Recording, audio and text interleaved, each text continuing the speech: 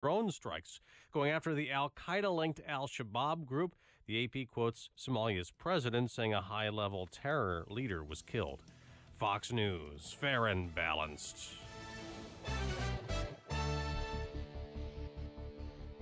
In Chicago this morning, we have partly cloudy skies, 69 degrees, and winds out of the west at 6 miles an hour. It's 5:02.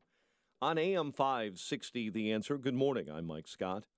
An Oxford University employee charged with a Chicago murder last month is scheduled to appear in a San Francisco courtroom this morning. Andrew Warren is accused in the death of Trenton Duranlo, who was found stabbed to death in a near North Side apartment on July 27. Former Northwestern University professor Wyndham Latham is also charged with murder in that case. Authorities investigating after a man apparently murdered his wife and son in south suburban Glenwood. Police say they were called to a home yesterday on East 194th after a suspect told 911 that he killed his family members. A man and woman were found dead on the second floor of the home, while the caller was discovered in the garage with what appeared to be self-inflicted cut wounds. A suspected suburban car thief is dead following a police chase and officer-involved shooting in Dyer, Indiana. Mark Coffey, according to police, stole a vehicle yesterday morning in Crete before hitting a person in Sauk Village with a second stolen car. The suspect drove to a gas station in Dyer, Indiana, where he was shot and killed by police. A wrinkle in the new Cook County sweetened beverage tax could cost the state $87 million in federal food stamp money. AM 560's David Stewart has been looking at the numbers. The penny announced tax isn't supposed to be paid by people who take part in the federally funded state food stamp program called SNAP. But the county is allowing retailers to charge SNAP customers the tax and then offer them a cash refund. The U.S. Department of Agriculture is warning that workaround is illegal and could mean the loss of federal funds. County Board President Tony Preckwinkle is promising to work with the feds to iron out the problem. David Stewart, NBC News Radio, Chicago. Illinois Representative Juliana Stratton is the new running mate for Democratic gubernatorial candidate J.B. Pritzker. The two appeared at a rally yesterday at Sherwood Park in Chicago. Stratton is an African-American who beat out incumbent Ken Duncan last year with the help of President Barack Obama. Some Illinois schools did get some money that they're owed by the state of Illinois, but it's not the money they were supposed to get.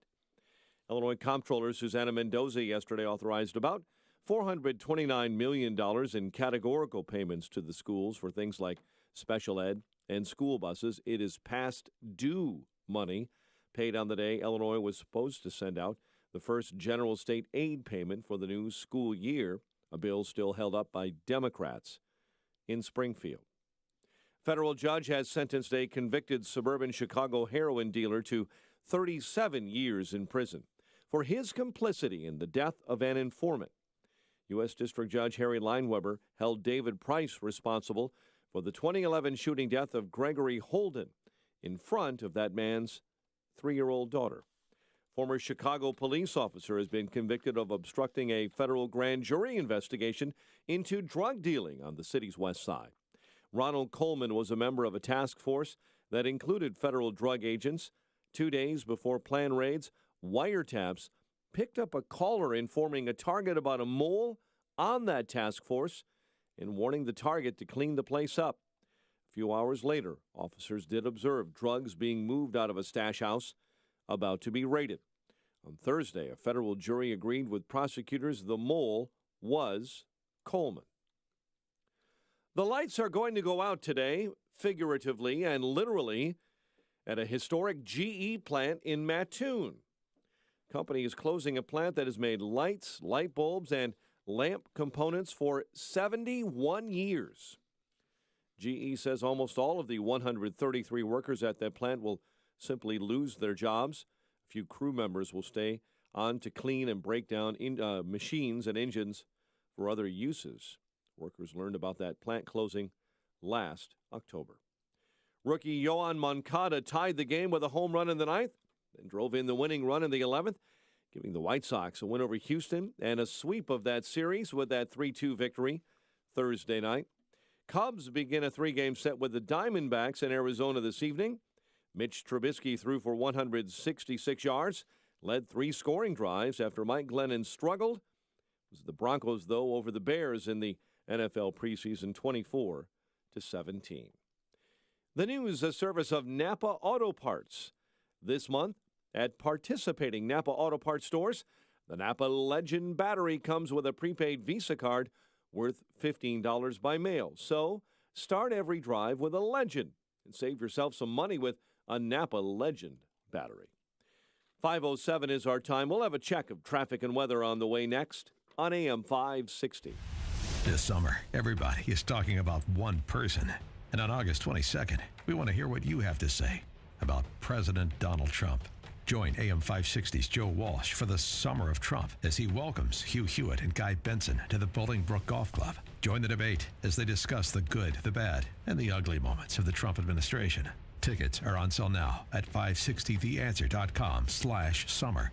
Sponsored in part by Storlock and by Best Dental Group. Balance of Nature's fruits and veggies. I had some ulcer issues on my leg that I had from Vietnam.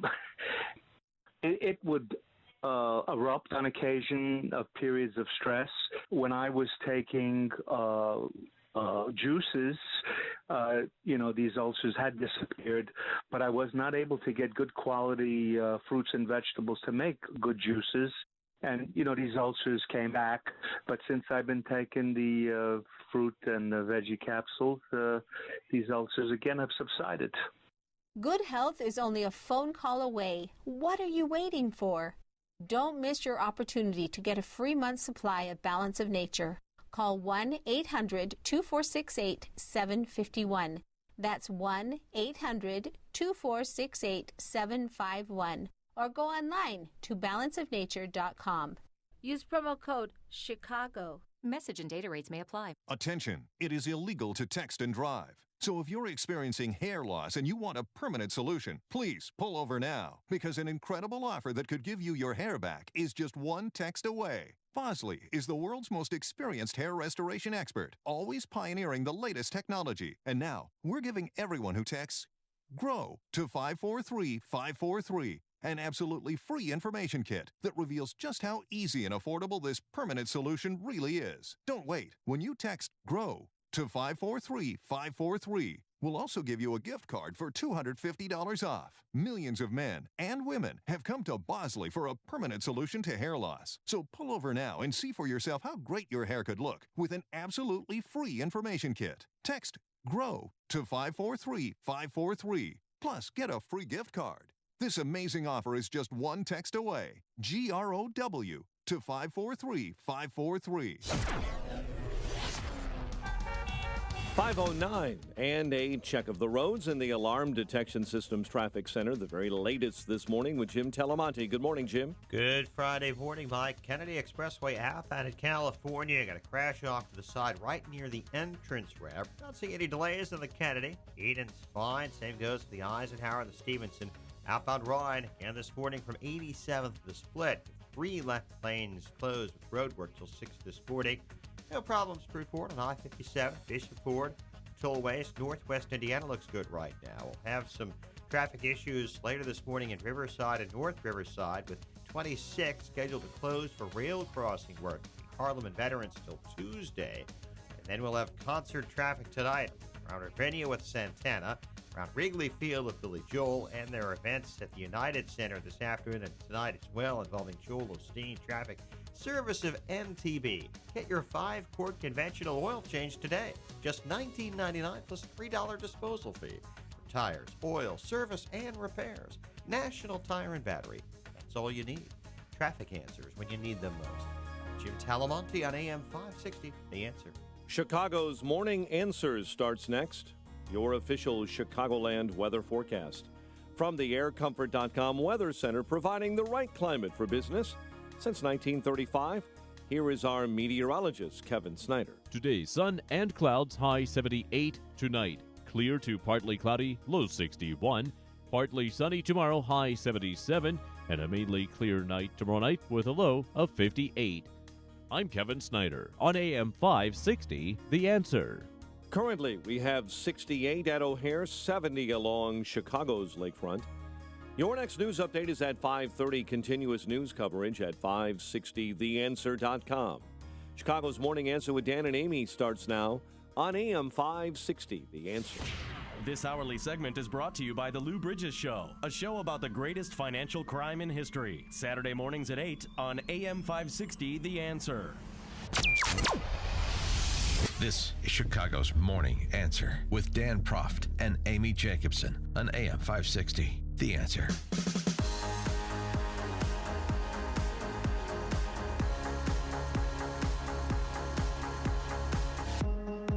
Good morning, Dan and Amy. And don't you look lovely, very handsome today? Oh, thank you very much. What's I just threw this together. Oh, I'm sure it just Yeah, pops on itself. just when you wake happens. Up. Bit of a clothes horse. I just tweeted out a picture. You have a major political announcement to make today.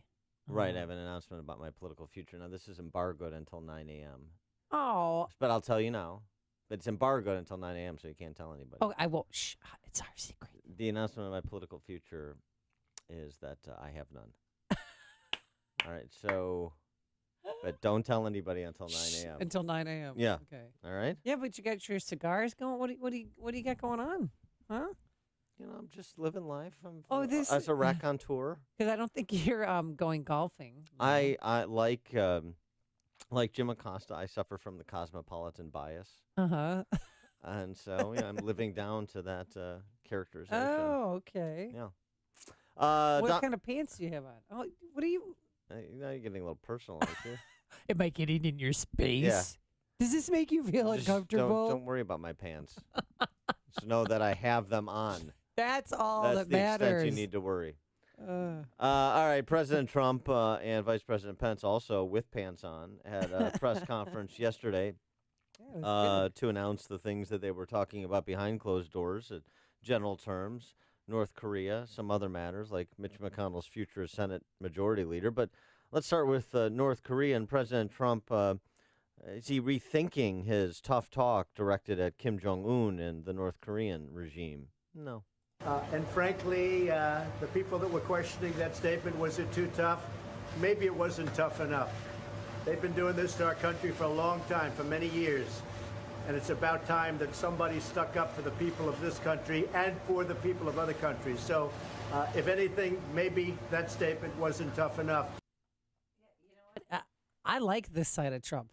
This is the time when... Well, you like the doubling down, do you? I do like doubling down because this is the time when even my kids say, you know what, Mom? If anybody's going to destroy Kim Jong-un, it's going to be President Trump. I even think that we should take a preemptive strike because we know that he's going to be striking or trying to hit Guam next week. I mean, it's right around the corner. Boy, itchy trigger finger this morning. A preemptive strike. The missile test is that has been telegraphed by the North Koreans is not to strike Guam. It's a shot across the bow of Guam. The missile's ostensibly to land 20 miles off the coast of Guam as a show of force. Right. So, but you never know what can happen. Holster your Star Wars program there, Jacobson. There's no, I mean, but don't you like this? I mean, he doubled down on his rhetoric. I just think that, Well, here's what I like. Here's what I really like. It's tough Trump. 312-642-5600. I rarely compliment President Trump, but I feel better sleeping at night knowing that he's in charge. Well, that's interesting. And here's what I like. I like the reactions you get from the left to the bellicose rhetoric from the president. I mean, President Trump. Because it's not like he's the first president to take the opposite approach of TR's famous admonition to speak softly and carry a big stick. So yesterday on CNN, yes, Poppy Harlow. Oh, I know Poppy. My favorite name. Who gives a kid? Oh, look how cute she is. Let's name her Poppy. Yeah, Poppy Harlow. Difficult to take her seriously. Although it's difficult to take most people on CNN seriously. She did a little panel discussion on Trump's rhetoric and is doubling down on said rhetoric with former Hillary Clinton aide Adrienne Elrod. Listen to this exchange. This is fun. Diplomacy over the Obama administration's 8 years, and frankly, before that, George W. Bush, the Clinton administration, that just has not worked. Look, I think we are walking a very fine line here. Hillary Clinton warned time and time again during multiple debates on the campaign trail that having somebody who is temperamentally unfit like Donald Trump as president of the United States handling potential nuclear threats was incredibly dangerous. And now we're actually seeing that come to fruition. Hold on. Let me read you a statement from former president in 1993. When you examine the nature of American security commitment to Korea, Japan, to this region, it is pointless for North Korea to try to develop nuclear weapons. He went on to say, Adrian, because if they ever use them, it would be the end of their country. If they ever use them, it would be the end of their country. How is that markedly different from rhetoric used by President Trump? Well, look, that was in 1993. We're now talking about 2017, and we're dealing with a real potential threat here. Do you see what I'm saying? Aren't they both really strong? Isn't that really strong language from both? Well, look, it's strong language from both, but again, we're looking at 2017 in this current moment here. So it was okay in 1993, but it's not okay in 2017. I mean, it's hysterical because they're hysterical and because they are hypocrites. I mean, they're not interested in the policy discussion. They're interested in playing, cheap pander politics, right? So I just love that.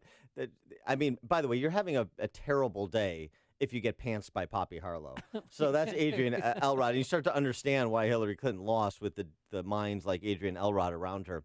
1993, it was okay. 2017, it's not okay. In fact, it's actually worse per 1993 because of the framework for a deal that President Clinton celebrated in 1993 that obviously was not abided.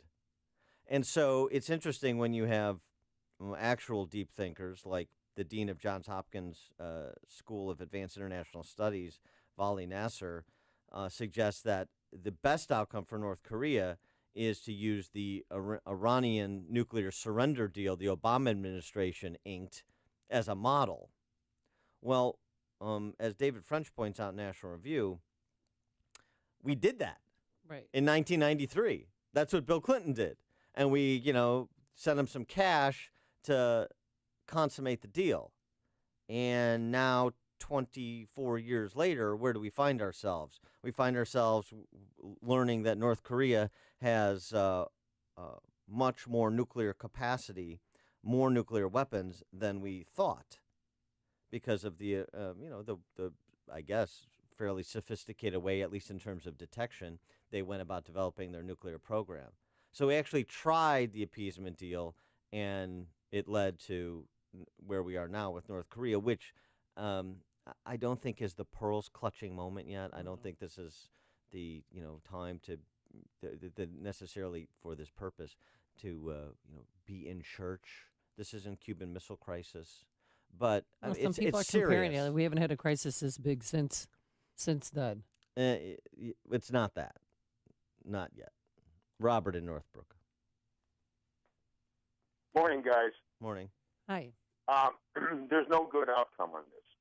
If he launches and one of his stupid missiles might hit Guam, I mean, you're looking at 25 million minimum dead, because he has short-range missiles that he will launch into South Korea, period. And we cannot stop them all.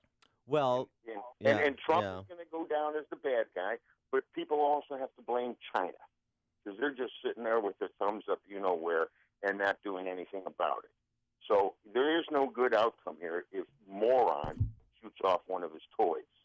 Thanks It's the facts. Thanks for the call, Robert. I mean, agree with that in terms of obviously if he struck a civilian population.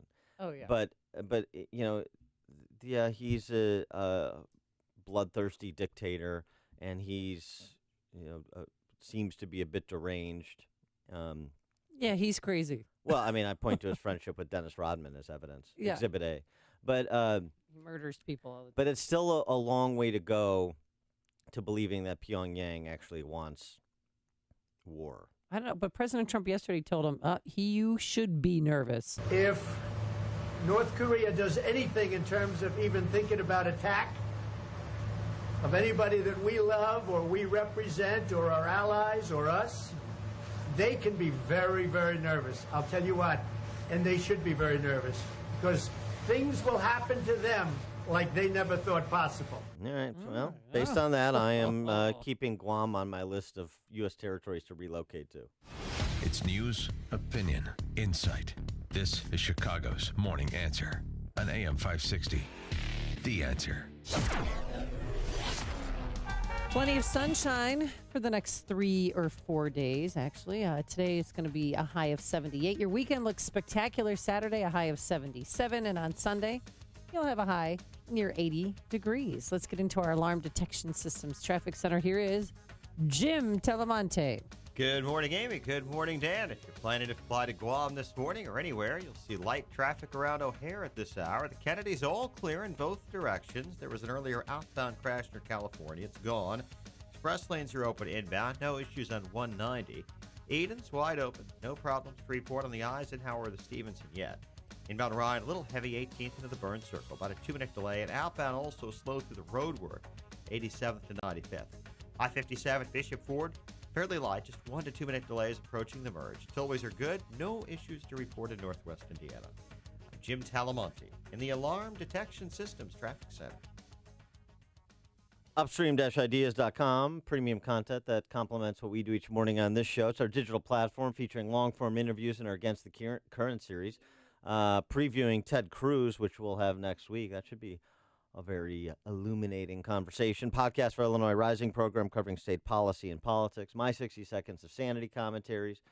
Pat Hughes from the Illinois Opportunity Project does a 2-minute warning about a bad actor in public office in Illinois or seeking public office in Illinois each week. And our new series, Heart of the Matter, which focuses on women, professional women, speaking colleague to colleague about the salient public policy issues of the day. This week they're discussing the impact on household budgets of the recently passed massive tax hikes in Illinois. You can find it all at upstream-ideas.com. Policies issued by American General Life Insurance Company, Houston, Texas. Not available in all states. For details, visit AIGdirect.com. If you're young and healthy, you don't need life insurance, right? Yeah, that's what I used to think too, until my brother died at 38. Joe left his wife with 2 kids, a mortgage, and a stack of bills she couldn't pay. Mary had to sell the house and move everybody into this tiny 2-bedroom apartment just to make ends meet. I never want to do that to my wife, so I got life insurance. I called AIG Direct and was really surprised how affordable it is. Just $14 a month for $250,000 of term life coverage. Listen, if you have a family, you should seriously think about getting life insurance. You'll feel a lot better having it, trust me.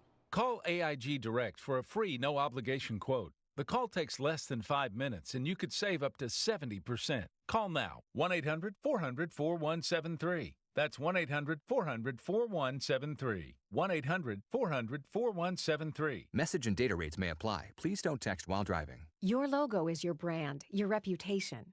It's your most valuable asset. So what's the best thing to do with it? Give it away. When the experts at 4imprint put your logo on the right promotional products, giving those items away can make a lasting impression, empower your brand, and attract new customers. In fact, we'll prove it by revealing the top 3 promotional items for driving new customers absolutely free. Simply text the keyword GIVE to 642-642. We don't just print your logo. We're here to help you every step of the way. The 4imprint team can make your logo shine on your choice of thousands of promotional items, all delivered on time at great prices with free art assistance and outstanding customer service that's second to none. Want to turn your logo into profit? Give it away. Discover the top 3 promotional items for driving new customers absolutely free by texting GIVE to 642-642. That's GIVE to 642-642. Acme Home Insurance. Yes, I'd like to make a claim. What are you wanting to claim, sir? My air conditioner broke down. Sorry, but your home insurance doesn't cover air conditioner breakdowns. So what do you cover? Home damage from things like earthquakes, volcanoes, a zombie apocalypse. A zombie apocalypse? But that'll never happen. But if it did, you'd be covered, sir. But not my air conditioner? I'm afraid not. But his air conditioner could have been covered with a home warranty from American Home Shield, plus major components of 20 other home systems and appliances, like his electrical system, plumbing, refrigerator, and more. For valuable free information, call 1-800-300-3861. Homeowners insurance can cover what might happen. Zombies are coming! But a home warranty helps cover what will happen. Now the dryer won't work. Be sure with the Shield. American Home Shield. For valuable free information, call 1-800-300-3861. That's 1-800-300-3861. 1-800-300-3861. AM 560, The Answer. When you've got questions, he always has an answer. It's Sean Hannity this afternoon at 2, right before Joe Walsh at 5 on AM 560. The Answer. Dan and Amy talking about North Korea, and I'm not taking Guam off my list of destinations when I self-exile from Illinois, so that tells you Yes. I'm not losing sleep at night. This isn't pearl clutching time. Mel in Mount Prospect, you're on Chicago's Morning Answer. Yeah, good morning. What makes anyone think that China wouldn't enter into it based on, if we had a preemptive strike, based on what happened during the Korean conflict when MacArthur said, oh, they'll never come in, and we pushed it further and further, and once we got close to the Chinese border, wave upon wave of Chinese just came in, and they pushed us back to the infamous 49th parallel. So I'm just curious, what makes people think China wouldn't enter into it? Well, thanks for the call, Mel. I mean, certainly if you're talking about a land war on the Korean Peninsula, that's a different matter than where we're at now, isn't it? So the only good news, I would say, is with respect to China in particular, is that we did get China to go along with the economic sanctions as well as Russia. These are not allies of ours, of course. And so there seems to be a recognition, even from our enemies, that the enemy of their enemy is their friend with respect to North Korea, and war, conventional or nuclear, with North Korea doesn't serve their immediate interests, being China or Russia. So you're not losing sleep over this? And you're not really... I'm not building a bomb shelter, no. You're not? No. Thinking of Plan B, where the family's going to meet? Oh, wait. Oh. Yeah. I don't. Oh, I'm so sorry you don't. I'll cover you A family. while you escape. Don't worry. I'll stand and fight. I'll hold the line while the Jacobsons retreat to their country compound. Yes, I have something going on in my basement. Oh. Okay. Okay. And that... Doomsday prepper, huh? Oh, you're a doomsday prepper. Yeah. Uh-huh. I have things, yeah. Like what? I don't want to tell you because I don't want people to know, because then they might come over to my house and try to get themselves some, I think people will not come over to your house because I think people are afraid that you may lock them in the basement. I think that's what's going on in your basement. I don't think it has anything to do with North Korea or nuclear war. Thank you. Coming up on Chicago's Morning Answer. This is the time for Mitch McConnell to step down as Senate Majority Leader at 5:38. And later, the search is on this morning in St. Louis for that rally cat. You'll never believe what a female fan did. This story is, I've got my blood boiling. But first, let's go into the newsroom. Here is Mike Scott. Amy and Dan, good morning. Good morning to you. 69 degrees. With tensions high, the U.S. and South Korean military officials are planning to move ahead with exercises that North Korea claims are a rehearsal for war. Pyongyang is finalizing plans for its own launch of missiles striking near but not at the U.S. territory of Guam. President Trump is sending a stern warning this morning. He got away with it for a long time between him and his family. He's not getting away with it. It's a whole new ballgame. And he's not going to be saying those things, and he's certainly not going to be doing those things. After a national security briefing in New Jersey, Trump saying the U.S. response to a North Korean attack on Guam would be an event the likes no one has seen before. The drills, by the way, scheduled from August 21 to 31. CNN firing a conservative commentator, Jeffrey Lord. Lord was let go yesterday after he tweeted what many are terming to be a Nazi salute at a prominent liberal activist. CNN issued a statement saying the action was indefensible.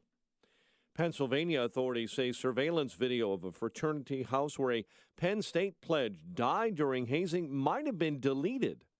19-year-old Tim Piazza died at the frat house in February.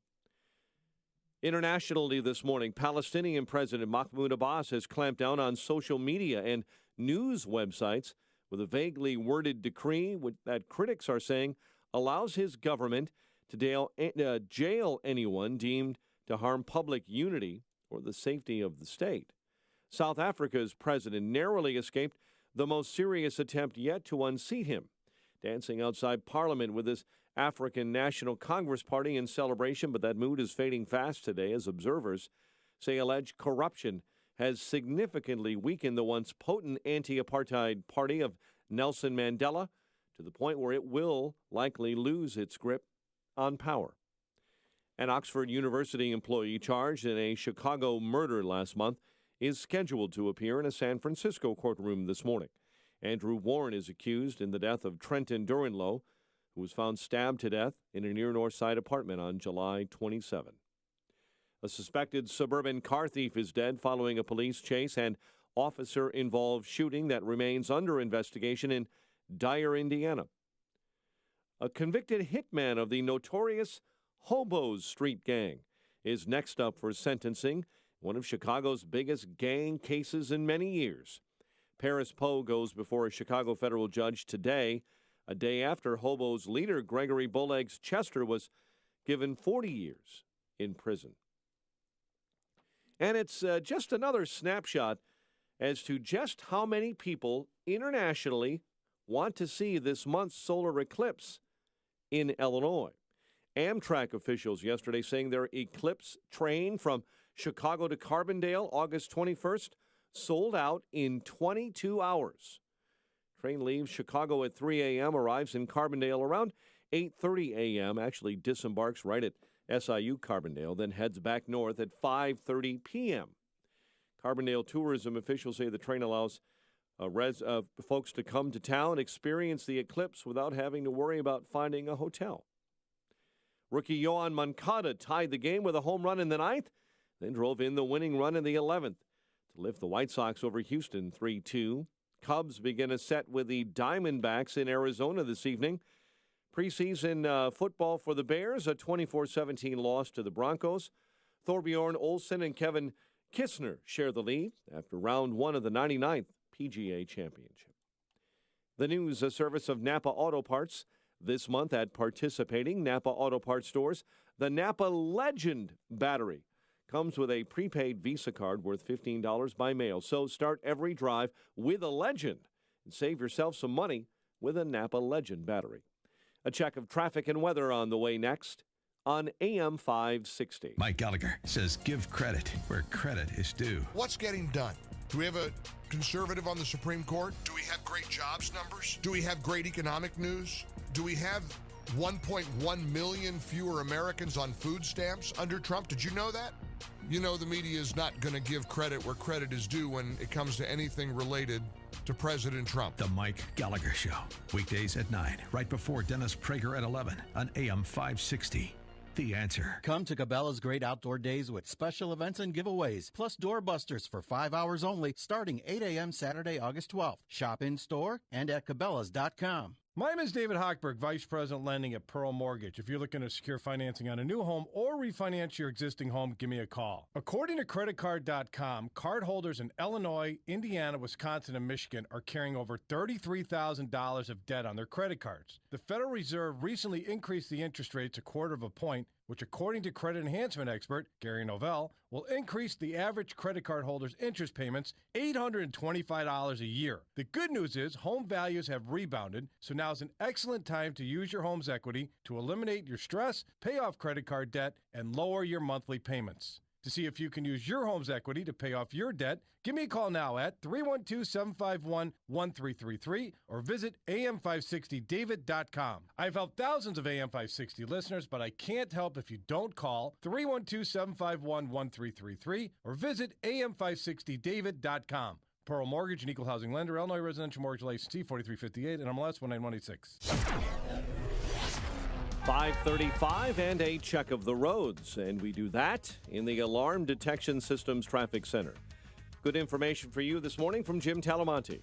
Thanks, Mike. Right now, we see no delays at all on the Edens or the Kennedy. The Eisenhower's fine, though we're starting to see a little congestion east of Manheim around 25th. Stevenson has delays starting at Harlem. 38 minutes travel time, 355 to Lakeshore Drive. Outbound 5 to 34. On Ryan, 18 minutes, 95th to downtown. Outbound, it's 17, heavy 87th to 95th with road work in the 3 left lanes. I-57, 18 minutes, I-80 to the Merrick, Bishop 423. Tollways are fine, no delays to report in northwest Indiana. Traffic is a service of NTB. Get your 5-quart conventional oil change today, just $19.99 plus $3 disposal fee. For tires, oil, service, and repairs. National Tire and Battery. That's all you need. Traffic answers when you need them most. Jim Talamonte on AM 560, The Answer. Chicago's Morning Answer continues next. Your official Chicagoland weather forecast from the AirComfort.com Weather Center, providing the right climate for business since 1935. Sun and clouds in your forecast for today. 78 for high temp, clear to partly cloudy, low of 61. Partly sunny and pleasant tomorrow, high 77. Currently 68 at O'Hare. It's been a cooler week, so the water temps are going down in Lake Michigan down to 70 this hour. Your next news update is at 6. Chicago's Morning Answer with Dan and Amy continues next on AM 560, The Answer. This hourly segment is brought to you by Get Down to Business with Shalom Klein, the show for business and jobs powered by Tandem HR. Heard Sunday evenings at 6. Coming up next, it's me, Mike Gallagher, right after Chicago's Morning Answer with Dan and Amy on AM 560, The Answer. Good morning, Dan and Amy. All right, you have a choice. Yes. You're going to let me be part of the process? This is so exciting. What am I choosing? Prom queen Holly Berry on high school bullying, or Freaks and Geeks star James Franco on abortion. Self-immolation, not an option. You have to pick one. Halle Berry. All right. Come on, that's a turkey shoot. Prom queen. I went to proms. What do you have for me? Proms, plural. Proms. You didn't just go to proms. You're the North American record holder. I really think I am. I have 8. I could have gone to 9. Why didn't I go to BG's? Gosh. You should have separated it. I mean, really. Separate yourself from the pack. Look at Mike is so disappointed. He just died a little inside when I said that. Yeah. And you never went to one. Well, No, you look I like you're didn't. going to prom today. Yeah. Now you just need to find a date and a venue. I think people and a nosegay. People that would find that off-putting if I showed up at a high school prom at this point. Well, it wouldn't look too creepy. Yeah, Just- I mean, I just a think there'd be little some creepy. uncomfortable questions and Yeah, like, awkward glances. What's the old dude doing A lot here? of murmuring. Yeah, no. So yeah, that's that opportunity has passed me by. You take I'm a limo afraid to by say. yourself, Yeah. white limo. I could go stag. Uh-huh. Yeah, and Can I get you a little boutonniere? Yeah.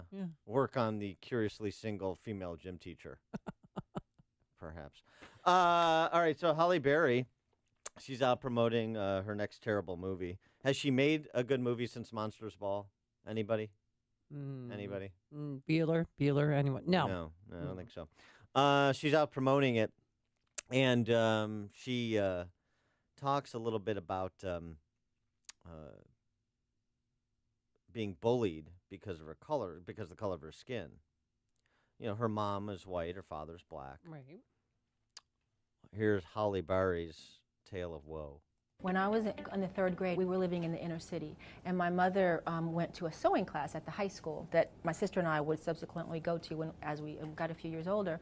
And she was so horrified by what she saw at the school, the violence, and all of a sudden it hit her, oh shoot, my kids are going to go to this school. So she moved us out of that neighborhood, out of the inner city, and moved us to the suburb. And while we got taken out of imminent danger, we also got taken out of what was normal for us. And now all of a sudden we were in an all-white school with all white kids, like 3 out of 2,500 students, and we were in culture shock a little bit. And I got bullied a little bit, and because of the color of your skin? Because of the color of my skin, and being at that time we were Oreos because my mother was white, my father was black, and we got called Oreos and names, and kids just didn't understand, so we were different, and so that we were the brunt of a lot of jokes. And so I think my need to please and my desire to achieve was because I was constantly trying to prove that I was as good as the other white students. I've never heard this story before, and you think that it would have come up. Holly Berry was elected prom queen by the entire student body, black and white, when she was in high school. That's a huge accomplishment. That's the stuff that goes on your resume. Well, the point is, she was the object of ridicule. Also, so she said there's been a number of high school students, including classmates of hers from Bedford High School in Ohio, the Cleveland area, that have weighed in. She's crazy. Bedford wasn't all white. I grew up in Bedford Heights 35 years ago. There were plenty of black folks then and still are. Bedford has become a lot. There's been an increase in the minority population in Bedford So you can't just look at what the minority population is now, which I think it's about 40% African American. But if you go back to the 80s and you look at the census data, this Rob C. is right. I remember everyone always being in awe of Hallie, said Shannon T. She was always gorgeous and everyone seemed to look up to her. James D. Bull jive. She was in my art class at Bedford High School. I talked to her every day. She was a cheerleader, too, and treated like a queen. I always had respect for her until now. Ooh. I remember reading an article 10 or more years ago where she started saying the same thing. She gave an interview on Lifetime about 20 years ago claiming all the same stuff. Well, I'm sure it's somebody. She wouldn't make up that she's been called Oreo. Why wouldn't she make that up? I'm sure she heard it. I mean, so okay. Is that bullying? Is that class of 84, Paul T. We were at least 40, 60 and never heard anything other than how pretty she was. She was our prom queen in 84. Hollywood distorts things. I know her very well, Cindy K. This is another Hollywood story that makes for a good interview. She was never picked on. She was popular and very outgoing. She was a cheerleader in the band as a flag girl. Everyone likes her. It's a story. She was in Color Guard? It's a story to get people to feel sorry for her. So sad she has to act this way. That's the real story, right? So that's what's happening. Yeah. She needs an apocryphal story of overcoming the odds and now, and trying to live up to or better her circumstances to break from the suffering she received at the hands of white students in high school, even though it appears to be fictional. Has anybody ever said a crossword to Halle Berry as a kid? Has anybody ever said a crossword to every kid as a kid? Has every kid? I mean, everyone's kid has been bullied. Everyone's endured some type of. No. I mean, not every kid has been bullied. I was bullied. You were never bullied? No, and that word is meaningless because it's used by people like Halle Berry to describe fictional stories, seems largely fictional, and it's also used to describe somebody calls my kid a name, therefore he's been bullied. No, that's absurd. Everybody's bullied for everything. If you're not we've abused this word as a society. If you're not in a drum circle singing Kumbaya, then somebody's bullying you. Grow the frack up, and I mean that for the helicopter parents more so than the kids, who I think get on just fine if they had parents reinforce, hey, tough it out. This is just life, and sometimes people are mean, and sometimes you run into goons, and stand up for yourself, and all the things that we were taught in our generation, generally speaking, and previous generations, that now become the subject of the need to enlist all of the wraparound social service agencies attendant to high schools and grade schools and have parent-teacher confabs. It's absurd. Absurd. I just say, the world is made up of people you don't necessarily like, but you have to get along with them anyway. No, you don't have to get along with them, well, actually. But if you don't like your boss or your coworker, that's a different story. You just kind of, do your own thing. Don't get involved in their business. Go to work, do your stuff, and leave. Yeah. But the schools, if you go into an elementary school or a high school, all the signs, stop bullying. Bullying's bad. Well, that's what I know. It's painted everywhere. It's so it's ridiculous. It's part of the cultural Marxist take over the schools. You think this is so positive? This is sentimental barbarism. Stop using that word, people. Well, somebody was poking in third grade. This girl was, I don't, if you don't want to call it bullying, I don't know what she was stabbing my son with a paper clip and cut his skin. And do you want to get the parents involved? I said, no, I'll just tell her to stop it. I don't need to have a conference. It's a baby. I don't need to have a meeting. Just tell her. Rub some dirt on it and walk it off. You get stabbed, you rub some dirt on it, you walk it off. She didn't do it again because I gave her the look, Dan. I gave her the stink eye. But even beyond the bullying, the need for someone as successful as Halle Berry to create this story, because if you haven't suffered some bullying, something that's race related, if you're black and other people are white, and in your environment you overcame. It can't just be, hey, I had a nice childhood, nice middle income childhood. My mom sacrificed to get us out of the inner city to send us to better schools. And, she was afforded every opportunity as every white student at that school. And she succeeded. She became a cheerleader, prom queen. But it's a slap in the face to the kids she went to school with. It's real simple. I'm real fortunate. Yeah. Real fortunate. That's it. No false Horatio Alger story. No, everybody's overcoming the same odds. This kind of heroic tale. This, 1 in a million shot. Come on. She had obviously a good family, a nice upbringing, went to a school where she was well received, and then was a 1 in a million shot in terms of becoming as successful as she is in Hollywood. But that's it. That's it. She's not the kind of the sad sack story or the person who is actually had the powers that be put their collective thumb on him or her to prevent them from succeeding, but he or she succeeded anyway. That's not Halle Berry. So stop it. It's okay if you haven't suffered like other people have suffered. It's so bizarre to me. Maybe she feels some pressure on her because she's African American. She has to have been victimized at some point in time in her life. But no, she doesn't. That's my point. I know she doesn't, but I'm just saying that's maybe. Just say, hey, I had a great time. I was raised by a single mom in a great community and was afforded every opportunity, just as everybody else in my school was. Here comes a crybaby. Philip in Blue Island. Was that crybaby comment from me? Yeah, you. See, that's my point. I know, you're being bullied by me, right? You're being bullied by me, right, Philip? And you think it's funny, like Halle Berry's perpetrators were thinking it was funny to her. She's lying. She's lying. That's the difference, Philip. So since she's black, she's lying? Philip. Philip. Mr. Bully, what proof does you have that she's lying? Do you have anything else to say, or are you going to let me respond now? No, I'm asking you a question. I know. Do you have anything else to say? Sure, I have something else to say, but I'm giving you an opportunity to talk. It is your show. Is this my opportunity now?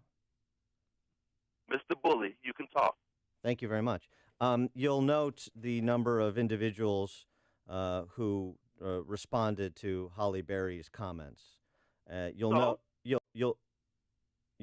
the demographics of the community in which she went to high school back in the 80s when she was there. She talked about 3 out of 2,500 students who were black. So that's your proof, because you get a couple of bullies like yourself that say, "Oh, there's nothing happened to her." What? They can't be lying, but Halle Berry can be lying? No, everybody's lying except her. So what's your proof that her story is true? No, it's not. I don't have proof. I've just got to go by what she Thank you, Philip. Brian in East Chicago. Well, guess what? There you go again with your supremacist. Oh, there I am. Authority opinion. Yeah. This gentleman just made a point to you. You have no proof that this did not happen. Me being African American, I can assure you, if you are African American in this country, it happens, whether you agree with it or not. I guess next you're going to say that in slavery, in pregnancy didn't happen to our women and to our little girls. That never happened. Brian, are you out of your Brian? White supremacist opinion. Yeah. No, I know. Yeah, everybody's a white supremacist. I get it. So, Brian. That's right. Now you're being dismissive. Yeah, So what happened to her? You don't know. You weren't there. Well, but Brian. I know. I got it. I'm a white supremacist. We're all members of the Klan. I got it. You were there. I don't know if you're a member of the Klan. No, you were. You Brian. He's not. Yeah. I let my membership lapse. Brian, you were there. Yeah. Okay. Yeah. Keep being dismissive. I am going to be dismissive of. I am going to be dismissive of arguments like the ones you're making, which are not arguments; they're just ad hominem. Here's what I said. I read the responses from people who were high school classmates and other people who were familiar with that high school and that community at the time. We know from census data what the demographics of that community and that high school were at the time. We know there's no substantiation for Halle Berry's story, and I'm suggesting that it's fictional. I'm suggesting it's fictional based on people. I'm not done, Brian. I'm not done, Brian. And you're suggesting that I'm a racist based on you just accepting Halle Berry's word, because there's no way she would make up an apocryphal story. So what? What do you mean you're an African American? So of course you do. Have you ever experienced it in this country? No, because you don't. Brian. Here's the problem, Brian. Here's the problem, Brian. I'm not talking about racism doesn't exist and Oh, yes, you are. That's exactly what you're saying. It didn't happen. It didn't happen. Then it's, just like in the South, they said the same things. Well, our demographics say this. That Martin Luther King fella, well, he's just a Negro coming down here making trouble. Yeah, right. All right, so here's what I'm talking about. Brian hung up. Oh, are you done having this conversation? You're done with the name calling? You baby, you child, you coward. Here's what I'm saying. Holly Berry's story. Just Holly Berry's story. Not racism writ large. Not the incidence of racism in the history of our country. Not institutional racism at the hands of government. The government, remember? The government that 95% of African Americans pay fealty to by being lockstep with big government Democrats. Government institutions, slavery. Government institution, Jim Crow laws. Very familiar with it. Not discounting any of that. Not discounting racist language, whether it comes from, white supremacists or black rappers. Don't like any of it. I'm talking about Holly Berry's story specifically and limited to Holly Berry and the implications of it and what it says about our culture where somebody as successful as Holly Berry needs to create, it seems to me, based on the reactions of people who do know, were there with Holly Berry in high school. We do know she was elected prom queen. That's a fact. We do know that she was a cheerleader and she was on Flag Corps. And we do have people who went to high school with her who were saying she was revered and everybody thought she was so pretty and liked her.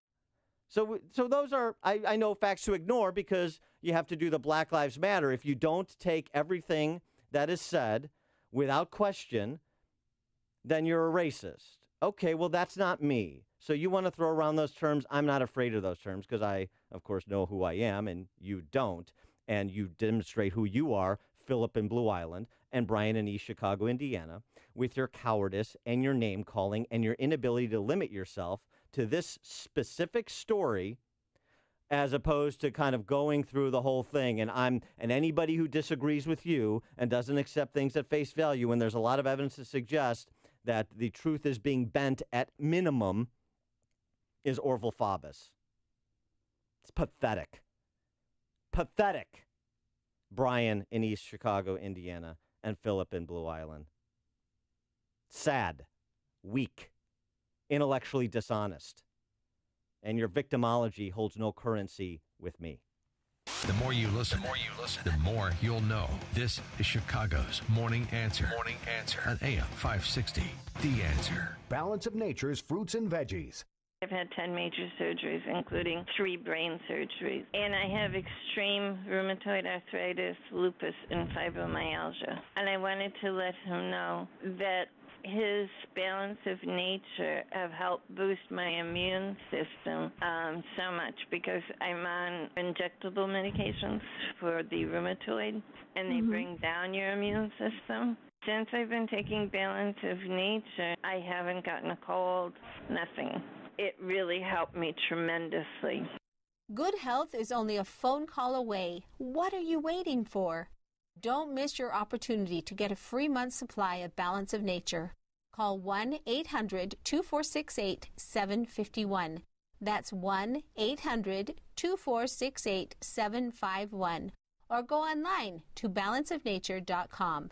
Use promo code CHICAGO. Message and data rates may apply. What does home security look like in 2017? It's not strangers drilling holes in your walls. It's not big names making empty promises. In 2017, thanks to some out-of-the-box thinking, FrontPoint Home Security is 100% wireless with cellular monitoring and is ready to set up right out of the box. Plus, it's backed up by the best customer service in the industry. Experience the next generation of home security with FrontPoint. For a free quote, text the keyword FAMILY to 642-642. FrontPoint can be controlled right from your smartphone, so you can remotely control your lights, thermostat, and door locks. With text and email alerts, live video streaming, night vision, and professional monitoring 24/7, your home is protected with us. Ready, set, secure. It's that easy. Protect your family right out of the box with FrontPoint. We deliver it, you unbox it. For your free quote, text FAMILY to 642-642 on your smartphone. That's FAMILY to 642-642.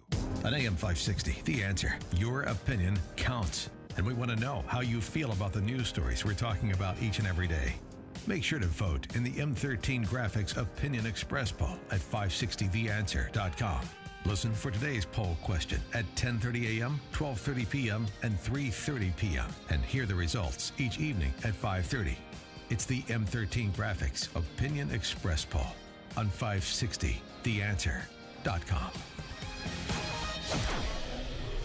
5:57. So where are the traffic problems this morning? We have the answer in our Alarm Detection Systems Traffic Center, the latest with Jim Talamonte.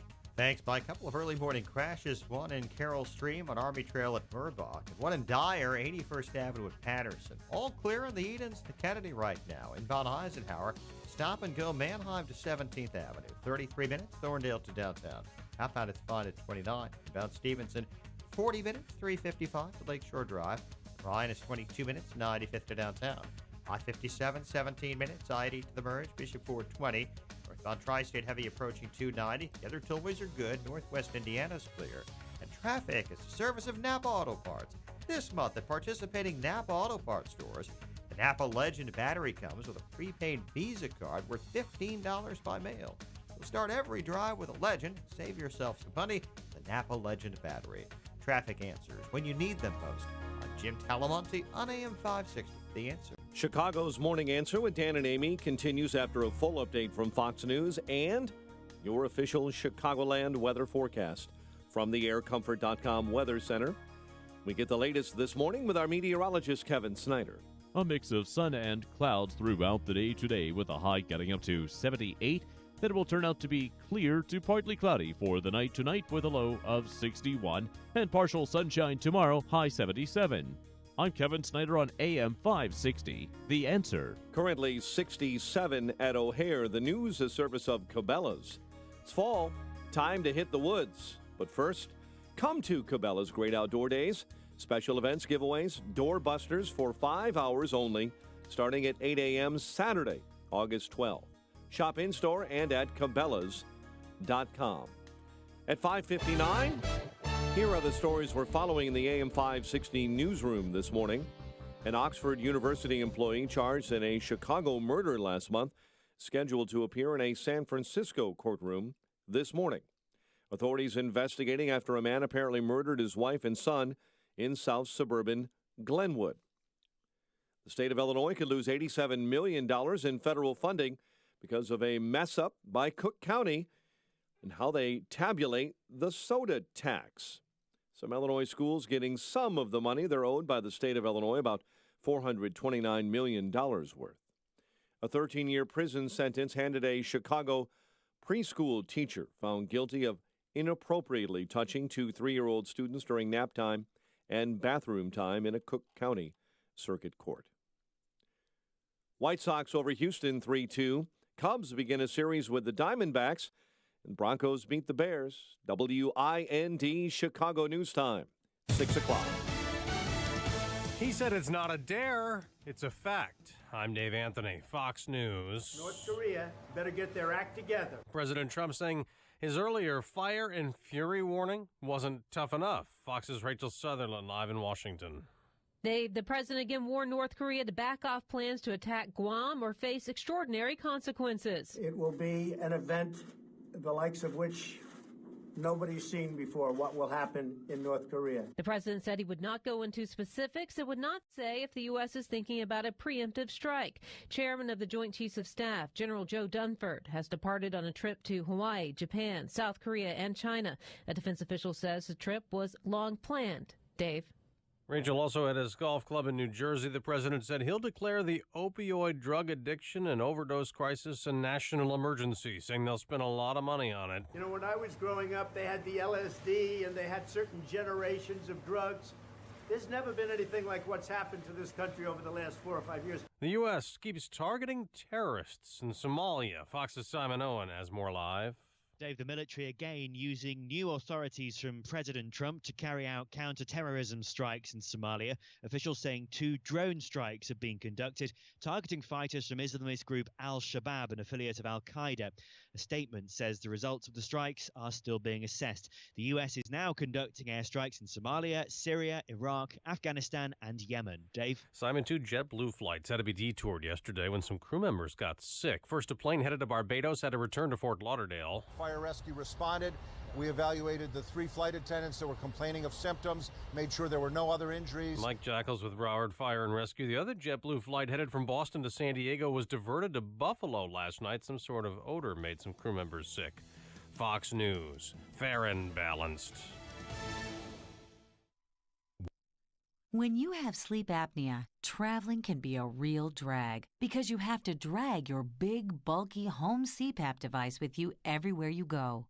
But not anymore. Now you can travel easily and sleep comfortably anywhere thanks to Transcend, the world's very first mini CPAP. And right now, you can try Transcend absolutely risk-free for 10 restful nights. So call now, 1-800-600-4133. Our smallest and most advanced portable design ever, Transcend is as small as a soda can and weighs less than a pound. You can even add a battery that's as tiny as a deck of cards. Transcend is so incredibly small and light, you can easily fit it in your briefcase or purse to use anywhere you go. It's FAA compliant too, so you can even sleep comfortably while flying. Now you can enjoy the freedom to sleep comfortably anywhere. But don't delay. To receive your 10-night in-home trial, call minicpap.com now. 1-800-600-4133. Again, that's 1-800-600-4133. Why have over 3 million guys switched to Harry's razors? Because at Harry's, we give you less. We make just one razor with 5 German-engineered blades. Ding! All you need for a smooth and comfortable shave. And we got rid of upcharges. By owning the factory and cutting out the middleman, we're able to sell our high-quality blades for half the price of the other guys. Now we're dropping the half-price sound effects guy. Wait, why? Not everyone can give you high quality for a fraction of the price. Harry's, one perfect razor. None of the extra noise. As a special offer for radio listeners, get an $18 shave set with an added bonus for free when you visit harrys.com and use code 4545 at checkout. Just cover a few bucks for shipping. That's harrys.com, code 4545 for a free shave set offer. Again, it's harrys.com, code 4545. Please note, no sound effects guys were harmed in the making of this radio recording. Hey, you've heard how Automated Systems excels at assisting companies with systems integration and FDA compliance, but they're also a staffing leader. They supply handpicked elite leadership, subject matter experts, and proven technical professionals in engineering, quality control, and FDA compliance to support the life sciences field in executing mission-critical projects. ASI provides highly specialized pros to deliver projects on time and budget. Don't pay a lot more to a big consulting firm, and don't trust the big temp agencies to supply the talent you need. Call Laz, my friend Laz at Automated Systems, when failure isn't an option. ASI is retained by all of Chicagoland's Fortune 500 life sciences companies, from big pharma to startups, and excel through a culture of excellence in execution. For a staffing, compliance, or automation evaluation, call Laz now at Automated Systems at 844-HIRE-ASI or visit AutomatedSYS.com. That's 844-HIRE-ASI or AutomatedSYS.com. Hey, get out and have some fun. Visit ChicagoRadioDeals.com for a fun night on the town. Grab your sweet Caroline and make a date to listen to your favorite music. Direct from their Midwest tour is Denny Diamond and the Jewels, featuring the music of Neil Diamond, normally $76 for lunch and a show for two. Well, at ChicagoRadioDeals.com, it's only $39. Or head downtown for some laughs, $22. That's it. We'll get you a pair of tickets to Comedy Sports Chicago. It's a unique blend of fast and funny improv comedy that's appropriate for all ages. It's a laugh-out-loud show that features 2 improv teams that play games on stage with a referee, and the audience is in on the fun. Or this is your chance to get away and escape to Wisconsin. Find certificates for the Schuster Mansion Bed and Breakfast in Milwaukee or the Door County White Lace Inn in Sturgeon Bay. Check in every week for fun and adventure with your family and friends at ChicagoRadioDeals.com. ArlingtonCapital.com. Change in the market shouldn't be a surprise to anyone. In fact, since World War II, we've seen a correction on average about once every 18 months. That's why Arlington Capital Management developed proprietary tools that help them to see what's beyond your investment horizon. Like an experienced ship captain uses tools to avoid stormy weather, Arlington Capital Management uses tools to guide you through market corrections before it's too late and help us decide when to capitalize on opportunity. Call Arlington Capital Management today at 855-471-5796 to learn how their active management systems can help you. Each day, they actively explore the market, our economy, and all the variables that affect your investments. Stormy markets never cloud their vision. The professionals at Arlington Capital Management use their tools and experience to guide them. Call Arlington Capital Management today at 855-471-5796 for a financial review. The number again is 855-471-5796 or learn more at arlington-capital.com. This hourly segment is brought to you by Turnkey IT, giving you the freedom to focus on your business while they handle the technical stuff. Turnkey IT. This is Chicago's Morning Answer with Dan Proft and Amy Jacobson on AM 560. The Answer.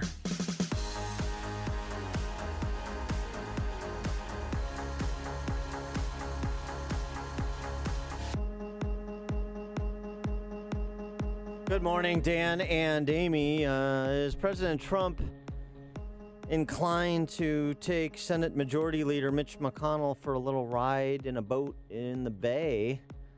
Wow, that sounds sinister, Dan. That's how you had to get rid of Fredo. Uh-huh. And Trump says, you don't ask him now, but you can ask him in a little bit if Mitch McConnell has to go. But I said, Mitch, get to work and let's get it done. They should have had this last one done. They lost by one vote. For a thing like that to happen is a disgrace. And frankly, it shouldn't have happened. That I can tell you. It shouldn't have happened. McConnell considered stepping down as majority leader? There's some conservative analysts, including Sean Hannity, say it's time for him to retire.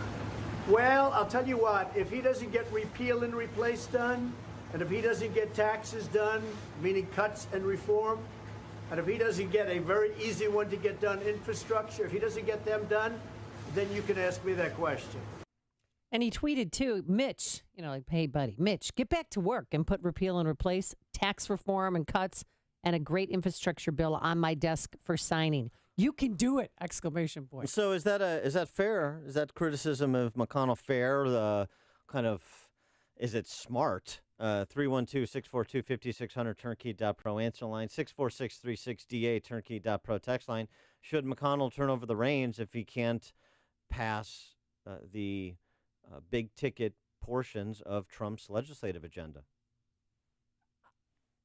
I think Mitch McConnell should step down. Mitch McConnell was extremely rude, I thought, to President Trump just 2 days ago. Listen to this. Our new president had, of course, not been in this line of work before, and I think had excessive expectations about how quickly things happen in the democratic process. Yeah, so things move slowly in Washington, D.C., and President Trump's from the hustle and bustle of New York where he gets things done.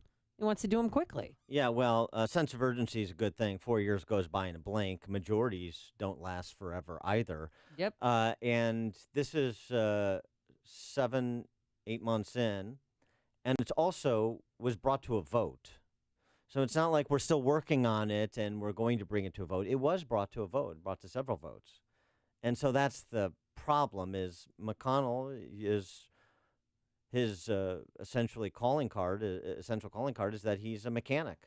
He's good at moving legislation through the world's most deliberative body. He knows what the vote count's going to be. He knows how this is going to turn out. And he didn't with Obamacare replace or straight repeal. And strategically, obviously, he failed. And I'm not saying it's easy with 52 and the obstreperous members of that 52-member caucus. The maverick John McCain. But Trump isn't making this solely a referendum on McConnell with respect to Obamacare replace. But if we move tax reform out of the House and it stalls in the Senate, if we move an infrastructure bill out of the House and it stalls in the Senate, the infrastructure bill, there could be divided opinion on it. I have some concerns about it. But in terms of this is my legislative agenda, I need to be strategically smart about it. The president does. I need to leverage my political capital, use it wisely to help the leadership in the House and the Senate to pass these key components of my legislative agenda. But I got to have the leadership of majority caucuses in both chambers effectively lead their caucuses. I don't think that's a lot. I don't think it's too much to ask. That's their job. That's why you're the Senate Majority Leader. That's why Paul Ryan is the House Speaker. Candace in DuPage, you're on Chicago's Morning Answer. Hi, good morning, guys. I think that the good thing about Trump is that he has changed expectations, and people don't want to hear the excuses. And I heard something on Twitter, and I thought, that's a really good thing. Basically, somebody said excuses are basically lies when it comes to the GOP. And I don't think that D.C., even if Trump doesn't get a second term, I think the GOP voters, I think that we want outsiders now because you can say whatever he wants. He didn't get things through because of McConnell, whatever, but he does work tirelessly, and everybody in the private sector expects the same thing. So I think that you're going to see that people are going to be expecting a lot more from their leadership. Okay. Well, I hope so. You're right. I hope he has raised expectations and put additional pressure on legislators to move the flag, right? One of the things that maybe Trump is starting to learn, and this is his way of doing it, you can disagree with the tactic, but maybe he's learned that a necessary strategy to move legislation is to apply constant pressure to politicians. And to do so publicly? I mean, clearly yesterday he was disappointed with Mitch McConnell. I'm very disappointed in Mitch. But if he gets these bills passed, I'll be very happy with it, and I'll be the first to admit it. But honestly, repeal and replace of Obamacare should have taken place. I think that's rather soft, actually. I mean, I don't think that's terribly antagonistic. I think that's measured. But you need to apply constant pressure to politicians. They're under pressure from the media. They're under pressure from their constituents at home. Well, the problem is they're not under enough pressure from their constituents at home. They're really under disproportionate pressure from the D.C. press corps and the major media in their home areas and moneyed interests. And so, as the chief executive, you need to apply the pressure that you can apply. And that then also, particularly for Trump, the populist that he is, means enlisting their constituents, means enlisting the population to apply that pressure locally as well. In point of fact, I don't think we do a good enough job as conservatives and Republicans generally enlisting public pressure to bring to bear on politicians. But this idea that, people are going to do the right thing because they said they were going to do the right thing when they ran. Very few, I know this from personal experience, very few members of state legislatures, Congress, even governors, senators, the President of the United States come to the table with a well-thought-out philosophy of governance and the role of government in a free society and first principles that they're going to use to inform every decision they make. Very few people do that. And so I wish more people did, but they don't. So for those people that don't, which is the overwhelming majority, that are responsive to pressure, you have to be part of the application of it, or the other side will fill that vacuum and apply that pressure. What did we just see in Illinois, where you had 15 House Republicans fold on the governor and vote for massive tax increases? Why? Because the inside players were more effective at applying pressure than the party and the party's ability to bring to bear outside pressure, constituent pressure on those said members. Now it's happening, and you're seeing a spat of retirements, people not running again because of the implications.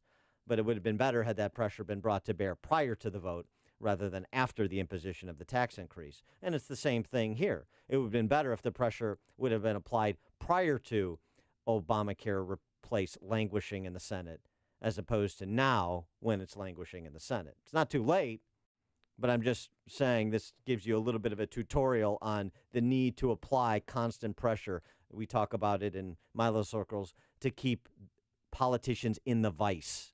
It's always closing on them. It's really what you have to do. That's the only way to instill discipline for most of them, on most of them. Lewis in Dayton, Texas. You're on Chicago's Morning Answer. Good morning, guys. How you doing? Good. I think, what he's doing is actually good. Like you stated, Dan, he's putting pressure on Congress. He's putting pressure on a lot of people to do their jobs. How many times have these politicians said, when it comes to election time to them that, oh, hey, we're going to do this, we're going to do this, we're going to do that, and they don't do it. They sit on their hands for their next term election. He is putting the pressure on them. But not only that, he's also showing people in Congress, hey, like that politician said, things move slow in the democratic process. That's part of the problem that we're having in this country. Things are moving a little bit too slow, and the pressure that he's putting on and publicly shaming people, some people may not agree with it, but sometimes you have to do these unorthodox things and think outside the box in order to get change. And I think it's a good thing he's doing. Yeah, thanks for the call, Lewis. I mean, I'm all for deliberation, and I'm all for measuring twice and cutting once. But it's not, you can't just look at this and say, the Senate moves slowly and that's a good thing and that's what the founders envisioned. That's all true. But this is an issue, as has been repeated ad nauseum, that has been front and center for Republicans for 7 years. So you can't just look at it as the last 7 months. You have to include the last 7 years of ideas and debate and criticism of the previous regime. You have to put it in context. That's one thing. The second thing is, here's something else that Trump understands, whether he's admitting this publicly or not. He's not going to be absolved of blame if these agenda items don't move, if these accomplishments don't occur. So people say, well, how he can't just blame McConnell and Paul Ryan. He's been the source of some consternation, and he's diminished his political capital and thus its efficacy as a chief executive. And all that may be true, and maybe he realizes it. But if he doesn't advance these cornerstone pieces of his agenda, then he will suffer the political consequences for it as well. Make no mistake about it, and I think he knows that. Travis in Highland Park. Yeah, I have no problem with President Trump putting the pressure on the Senate, like you guys have been talking about. McConnell wouldn't even be the majority leader had this not been an issue for them, and Trump keeping pressure on them is perfectly fine with me. My other point is that Trump is kind of partially to blame in one way because his vision of what a health care reform bill would look like has been all over the map. I still don't really know exactly where he stands. He says some key words and phrases, but where he actually wants to be as far as what the regulatory structure needs to be in the healthcare industry or the health insurance industry, I really don't know. It would be best if maybe he put some guidance out that he would like to see and maybe guide the Republican caucus in the right direction. Yeah, I think that's a fair point. Well, Thanks there's for the a call, group Travis. that's been appointed to work out a new health care plan. Well, I understand, but round table, so to speak. But that's right. But what Travis is saying is, and this goes back to what we talked about before, Bill McGurn and the Wall Street Journal suggesting that Trump has not effectively leveraged the bully pulpit. If this is so important, and it is, if this 1/5 of our economy, in addition to the life and death decisions that are made within the healthcare system, the quality of life decisions as well, then make the case nationally, national address. And what Travis from Highland Park is saying, don't just say, send me a bill, send me Obamacare repeal, whatever it looks like. Provide some guidance, at least in terms of a framework or things that you want included or principles you want abided in, however it shakes out in the policy details. But some visionary leadership from the chief executive is welcome as well. Tom in Schaumburg. Gee, I wonder if Sarah Palin announced her intention to run for U.S. Senate, if that would put any pressure on Murkowski. I wonder if John McCain found out he was getting primaried. Maybe that would put some pressure on good old T-Rex.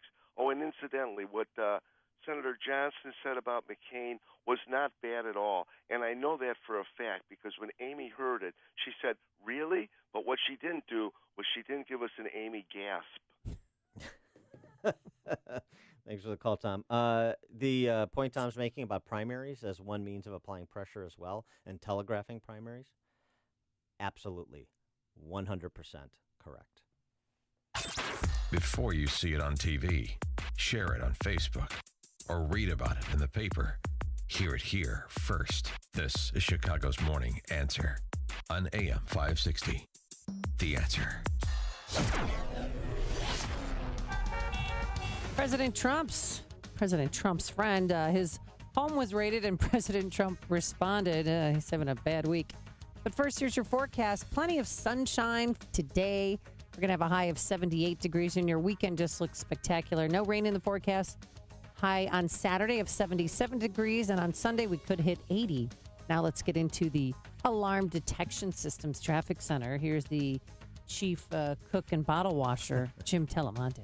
Thanks, Amy. Good morning. Dan, good morning. Dyer, Indiana. I've got an update on a crash there on 81st Avenue, just west of Patterson. This actually involves a car and a freight train. To avoid that area. Antioch, got a crash on North Avenue and Deep Lake Road.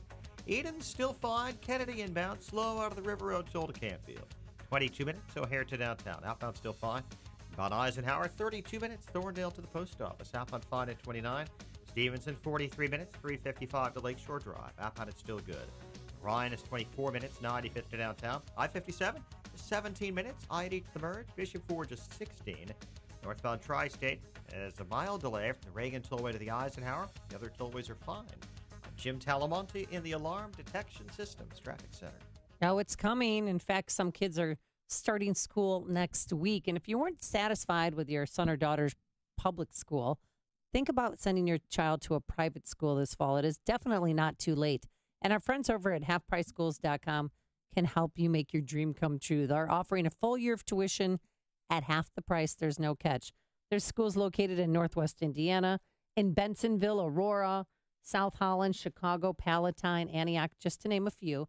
To see the entire list, go to halfpriceschools.com. Click on that tuition voucher and prepare to send your child off to private school. So do it today because these vouchers always sell out. That's halfpriceschools.com, halfpriceschools.com. If you have pain, listen up. Dennis Prager here. You don't need to live in pain. Let me repeat that. You don't have to live in pain. Chronic pain is the worst, whether it's from an accident or pain that just develops. So Chicagoland, you're in luck. Dr. Ken Candido is one of the nation's most respected and successful pain doctors. He's been voted one of Chicago's best pain doctors several times. Bottom line, he's the pain doctor you need. Dr. Candido of Chicago Anesthesia and Pain Specialists will help you get off pain medication and all of its side effects. How? By finding the source of your chronic pain and fixing it. This is Ken Candido of Chicago Anesthesia Pain Specialists. Let's make you pain-free. Call Dr. Ken Candido and make an appointment with a cutting-edge, respected, and successful pain physician. Go to mypainchicago.com. That's mypainchicago.com. Thousands have been helped with their chronic pain, and you can be the next one. Get the phone number and all the info you need at mypainchicago.com. Upstream-ideas.com, premium content that complements what we do on this show each morning. It's our digital platform with original content in the form of opinions, interviews with opinion leaders and policymakers in our Against the Current series. Next week, featuring Ted Cruz, so you want to check that out, as well as 60 seconds of sanity commentaries from yours truly. 2-minute warnings from Pat Hughes at the Illinois Opportunity Project. Follow the Logic Man on the Street segments this week on single payer, the judiciousness of the government takeover of healthcare formally, as well as a podcast of our Illinois Rising program, which covers state politics and policy with particular focus on school funding this week. It's all at upstream-ideas.com. Hi, I'm Lex Howard, CEO of Balance of Nature. I occasionally take new customer calls, and too often people tell me that they have heard our advertisements for years. If Balance of Nature is not currently being delivered to your doorstep, start now and begin experiencing the benefits of Balance of Nature in your life. Call and see how you can get your free month's supply. I noticed a difference in the first month. I got rid of most of my other vitamins. I feel pretty good, even though I'm an old guy, 77. I think it's doing great. I just feel good. I just believe they're really what they say they are. Good health is only a phone call away. What are you waiting for? Don't miss your opportunity to find out how to get your free month supply of Balance of Nature. Call 1-800-2468-751. That's 1-800-2468-751. Or go online to balanceofnature.com. Use promo code CHICAGO. Policies issued by American General Life Insurance Company, Houston, Texas. Not available in all states. For details, visit AIGdirect.com. If you're young and healthy, you don't need life insurance, right? Yeah, that's what I used to think too, until my brother died at 38. Joe left his wife with 2 kids, a mortgage, and a stack of bills she couldn't pay. Mary had to sell the house and move everybody into this tiny 2-bedroom apartment just to make ends meet. I never want to do that to my wife, so I got life insurance. I called AIG Direct and was really surprised how affordable it is. Just $14 a month for $250,000 of term life coverage. Listen, if you have a family, you should seriously think about getting life insurance. You'll feel a lot better having it, trust me. Call AIG Direct for a free, no-obligation quote. The call takes less than 5 minutes, and you could save up to 70%. Call now, 1-800-400-4173. That's 1-800-400-4173. 1-800-400-4173. Townstone Financial is synonymous with great rates, low closing costs, and phenomenal service to the thousands who have completed purchases and refinances with us since 2002. Hi, my name is Barry Sterner, owner of Townstone Financial. Let's hear from Jim, who just completed a no-cost refinance with Townstone Financial. We went through the experience with Townstone. The experience was amazing. We had a point person that took control of the refi. The communication was specific and exactly what we needed to do. That I was never in the dark in the process. So I knew when I needed to get documents. I knew exactly what I needed. I would recommend Townstone to anybody, and I do. Remember, nobody values your business more than Townstone Financial, and I'm always available to answer your questions. Call me now, Barry Sterner, at 312-896-2111. That's 312-896-2111. Or go to townstone.com. That's TOWNSTONE.com. Townstone Financials, Indiana, Michigan, Wisconsin, Florida, Illinois, mortgage license C 6629 and NMLS 136639. Equal housing lender. AM 560, The Answer. Dan and Amy, so I agree with Andy McCarthy in National Review. The squeeze is on Paul Manafort after that FBI raid of his home. He's retained his previous counsel, Miller and Chevalier, which is a law firm in D.C. that specializes in financial crimes and foreign bribery cases, previously representing Manafort. His son-in-law has provided documents to federal investigators. He did so more than 2 years ago, according to sources that spoke on the condition of anonymity with CNN. And that's despite the fact, all of this happened, despite the fact that Mueller's team has never requested documents from Manafort. They didn't request them, and obviously you don't raid the house of a cooperating witness. So they're putting the squeeze on him. They're not using him to try, well, they're not necessarily interested in cutting a deal with him, at least perhaps not at this moment. But didn't they raid his house at wee hours in the morning and take bank statements and documents to see his ties? But the day before, he testified in front of a Senate Judiciary Committee hearing. Yeah, so this is the point, and McCarthy makes it. He said it's a peculiar rationale for ordering a home search, Manafort's taxes and foreign bank transactions, business records, rather than simply issuing a subpoena was fear that Manafort would destroy evidence. That's a peculiar rationale. They could have just subpoenaed those records, right? And he previously indicated he'd cooperate. It makes perfect sense, though, if the prosecutor is playing hardball, writes McCarthy, a former federal prosecutor himself, so he knows a little bit of what he speaks. He sums it up this way, does Andy McCarthy over at NRO. Congress has asked Manafort for all documentary evidence he may have had that could be relevant to an inquiry into the potential Trump campaign collusion in Russia's interference in the election. Manafort and his lawyers disclosed what he says he has. Mueller's team could easily have gotten the same disclosure without resorting to a search warrant. They need only have asked Manafort's lawyers, who'd have no reason to decline, especially after giving the same information to Congress. That wasn't good enough for Mueller.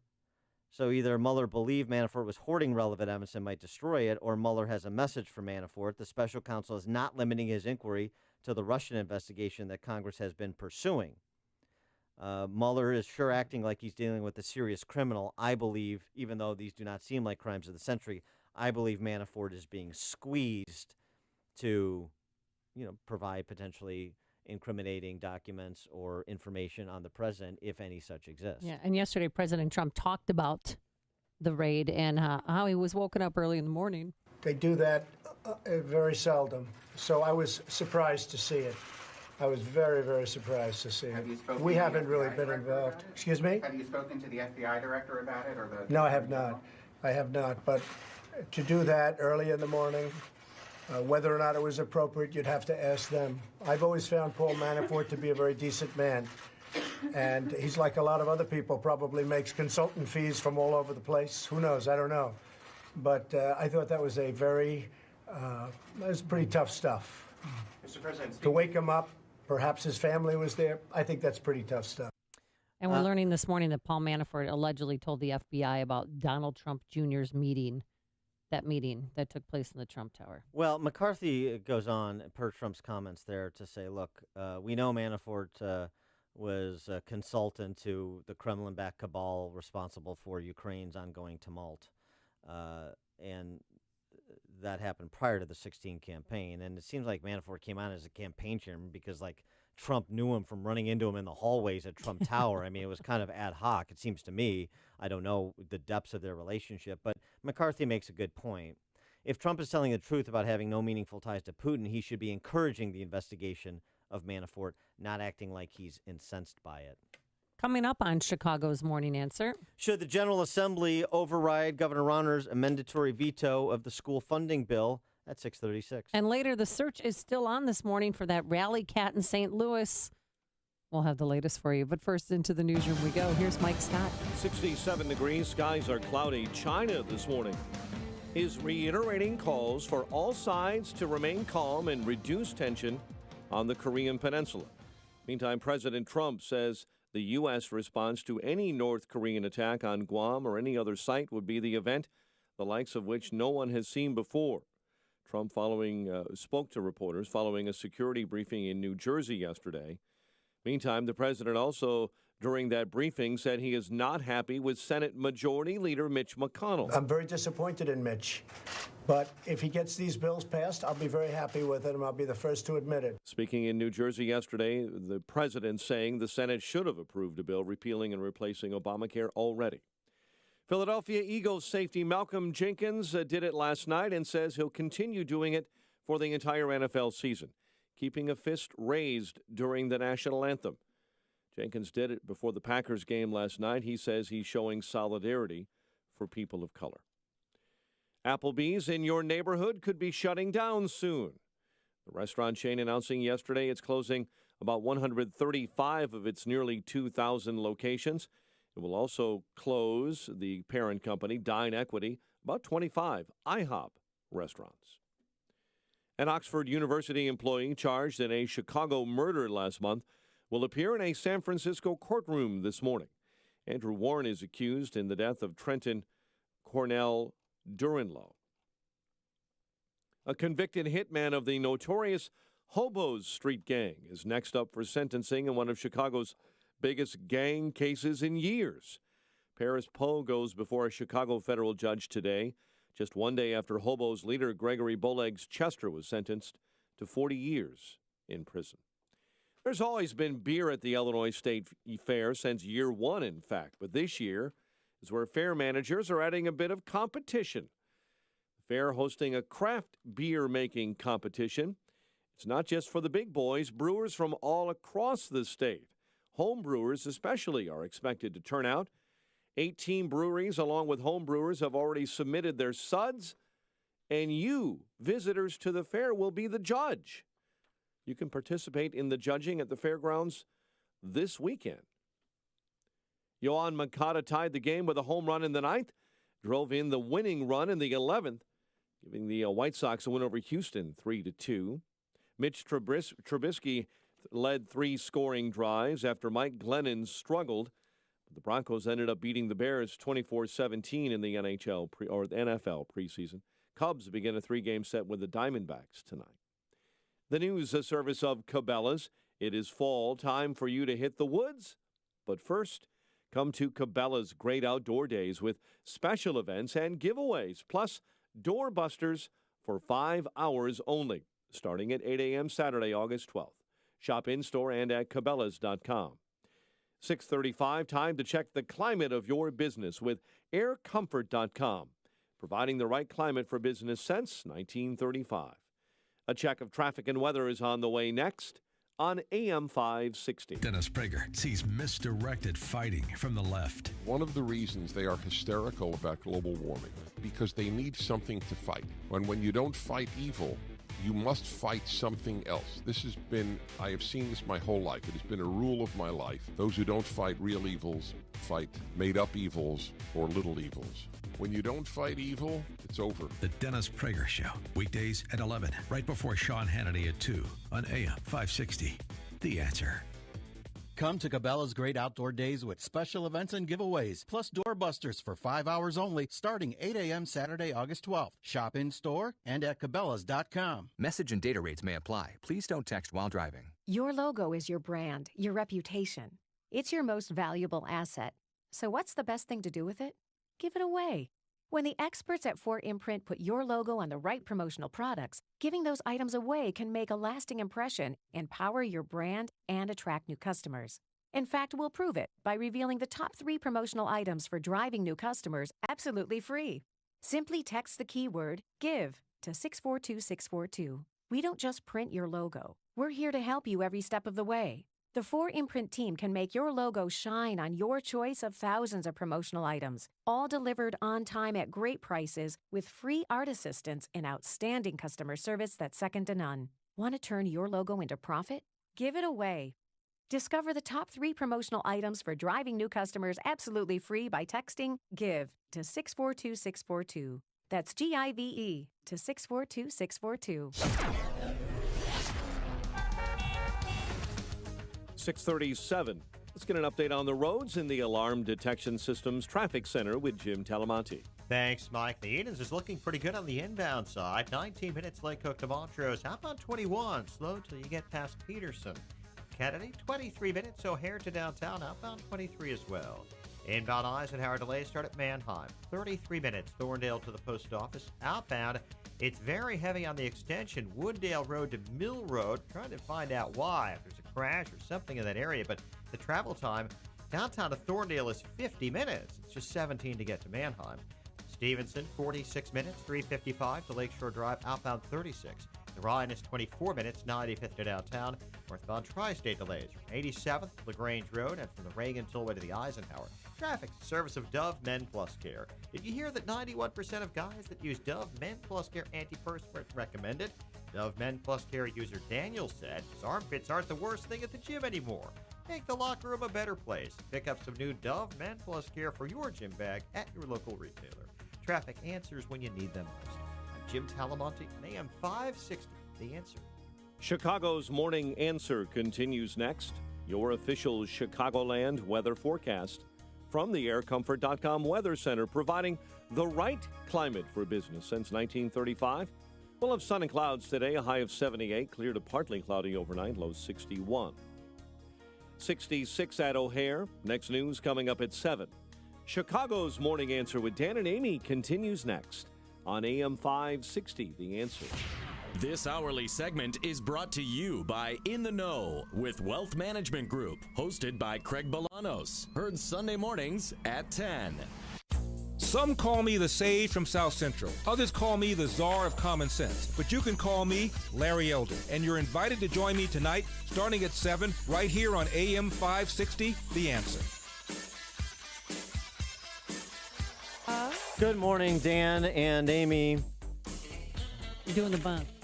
The General Assembly is going to be back in special session soon, Sunday, actually. Sunday, really? To move on overriding the governor's mandatory veto of the school funding legislation. Kristen McQuarrie, our friend of the show, she argues, and we've had this argument on the show when she subbed for you, Amy. Mm-hmm. She argues that Senate Bill 1, which was passed by the Chicago Democrats in the General Assembly, is good enough, and in the Tribune, that lawmakers should reject Governor Rauner's mandatory veto, his changes on school funding, and override the bill or pass a new version with a veto-proof majority. In summary, she writes, Rauner botched this one. The governor has not made and cannot seem to make a compelling case for the breadth and scope of his changes to a bill that represented a decade of research on a broken school funding formula. Instead, he has delivered only mixed messages. rather than use a scalpel on the bill, as he and his Education Secretary Beth Purvis signaled he would do. He used a cleaver, and so on and so forth.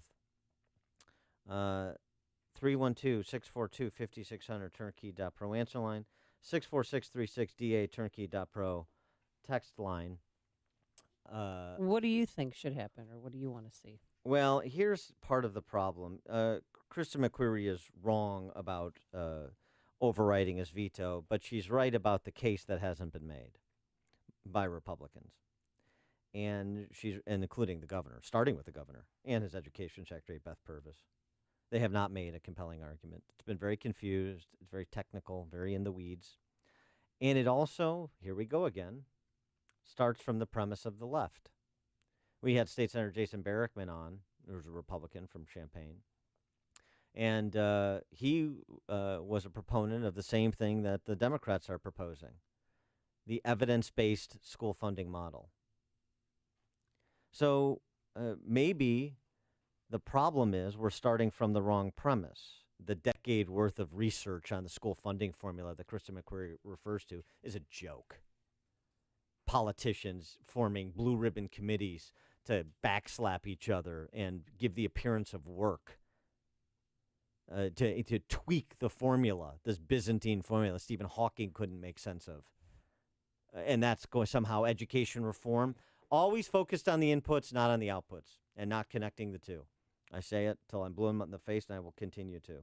The only win Ronner has potentially here, the only win, is if he is able to forge a deal with the General Assembly to get tax credit scholarships, to provide a tax credit for people who want to make a voluntary contribution to a scholarship fund, just as you get a tax break for making a contribution to charity. Yeah. And then those scholarship funds would be used to provide resources for low to middle income families to send their kid to whatever school they want, statewide.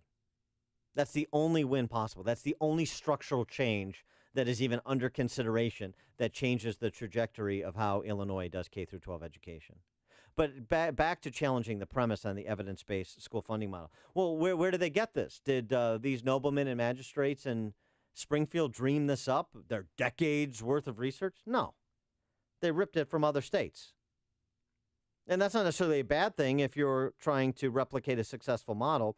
It is a bad thing if you're What are we replicating, though? perpetuating failure. Well, that's it. New York school system, LA school system. So the evidence-based school funding model has been implemented in a number of other states.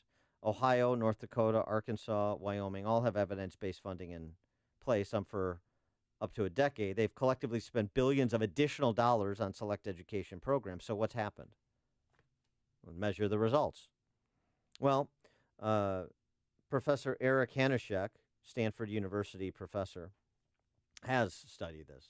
Actually, he wrote a piece about it a decade ago called The Confidence Men that you can look up online, and I encourage you to do it. I'll tweet it as well.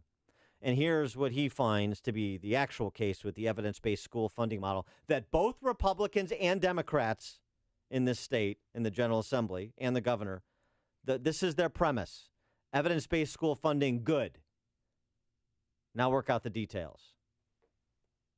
Well, the evidence-based model is really a way of getting to an arbitrary number that you can put up, and it sounds good. It sounds good to use evidence to make these decisions, but there's nothing in the funding formula that insists or encourages districts to even follow the programs that lead up to the expenses in the evidence-based model. So this is just a way of deciding how much money should be doled out, but it's not a way of deciding how to run schools or how to get more achievement out of the kids. So it's being argued as, well, this is best practices collected from deep thinkers in the education field, and we're going to incorporate those best practices into state statute with respect to school funding. But here's the thing. And so this is the predicate to pour more money into the same system, the same centrally planned systems. And so Senate Republicans have actually responded with a defense of evidence-based school funding and in defense of Rauner's mandatory veto. Here's what they say. The model looks at the demographics of a school district and calculates how much it would cost to provide teachers for full-day kindergarten, smaller class sizes, specialist teachers, instructional facilitators, intervention teachers, substitute teachers, guidance counselors and nurses, librarians, principal, assistant principal, school site staff, supervisory aides. What do all those things have in common? Jobs for adults. Right. Jobs for adults in the system. And what is the basis on which they make these financial calculations? I asked Eric Hanishek. And, is this peer-reviewed, academically rigorous calculations? No. And it varies from state to state. They just make it up. Back of the envelope it. Unfortunately, this model has been taken around the country, and it promises huge gains. Essentially, every kid in Illinois could surpass Einstein if you got the gains they promised. But it doesn't happen. I mean, Wyoming is, of course, the best poster child, because Wyoming, in the old days when oil prices were high, didn't really care how much they spent on their schools, and they ran up the price tag a lot, but they didn't get the achievement out of it. And nobody really paid that much attention to it. But we have this problem everywhere where we're not linking payments to the performance of schools. And, of course, here's the other problem. Yeah. Parents that just care about pouring more money into it. If we're spending more money, then we must be improving the school. Mm-hmm. Well, this is an uphill struggle, because parents who have kids in the school today are focused on, let's do everything we possibly can to make sure that my kid gets a high-quality education. And if a little money is wasted, it doesn't really matter to them. They're trying to just get the best they can. And it's a matter of getting better information about which schools are, in fact, using the money well and which aren't.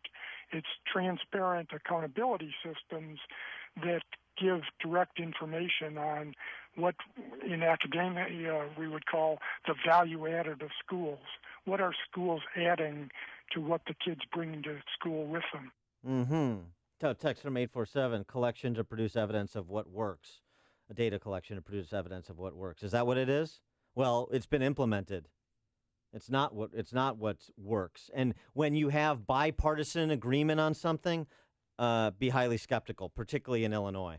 Be highly skeptical that it's a collaboration to propagate a scam. Here's, interestingly... Did he factor in any, computer equipment or technology that's all this? Yeah, that's in there as well. Funding for gifted and talented professional development, instruction materials, assessment, computer technology and equipment, maintenance, operation. But by the way, all you local control folks, local control. Well, this is the state telling your district, incentivizing your district. Here's best practices. Here's how many of this employment group you need. Here's how many of that employment group. Here's how much you should spend on computers. Here's how much you should spend on this. Here's how much you should spend on that. It's cookie cutter state directives on spend and essentially the functional operation of your local school district, local control freaks. So what about that? The same people that parrot local control are supporting this evidence-based funding model that's at the state level and effectively an imposition of the model. So is there, the obvious question, are there models around the country that we actually could replicate, that are actually doing it right? You'll be shocked to hear where Eric Hanishek points. There are. I mean, the best example is actually a funny one. That's Washington, D.C., where Washington, D.C. has focused on what's really important, and that is the quality of instruction and the quality of the teachers. And they have put in place a funding model that is designed to reward teachers that do well to keep them in the classroom, and it's also a funding mechanism that doesn't reward bad performance. In fact, they tend to fire teachers that over a period of time show that they're completely ineffective. And it's not just about teacher performance, but that is a factor, and it is an example of actually connecting the dots to between inputs and outputs. which we don't do. Going back to the scholarship, tax credit scholarship opportunity in this whole discussion, that will probably be resolved one way or the other in the next, by middle of next week or late next week.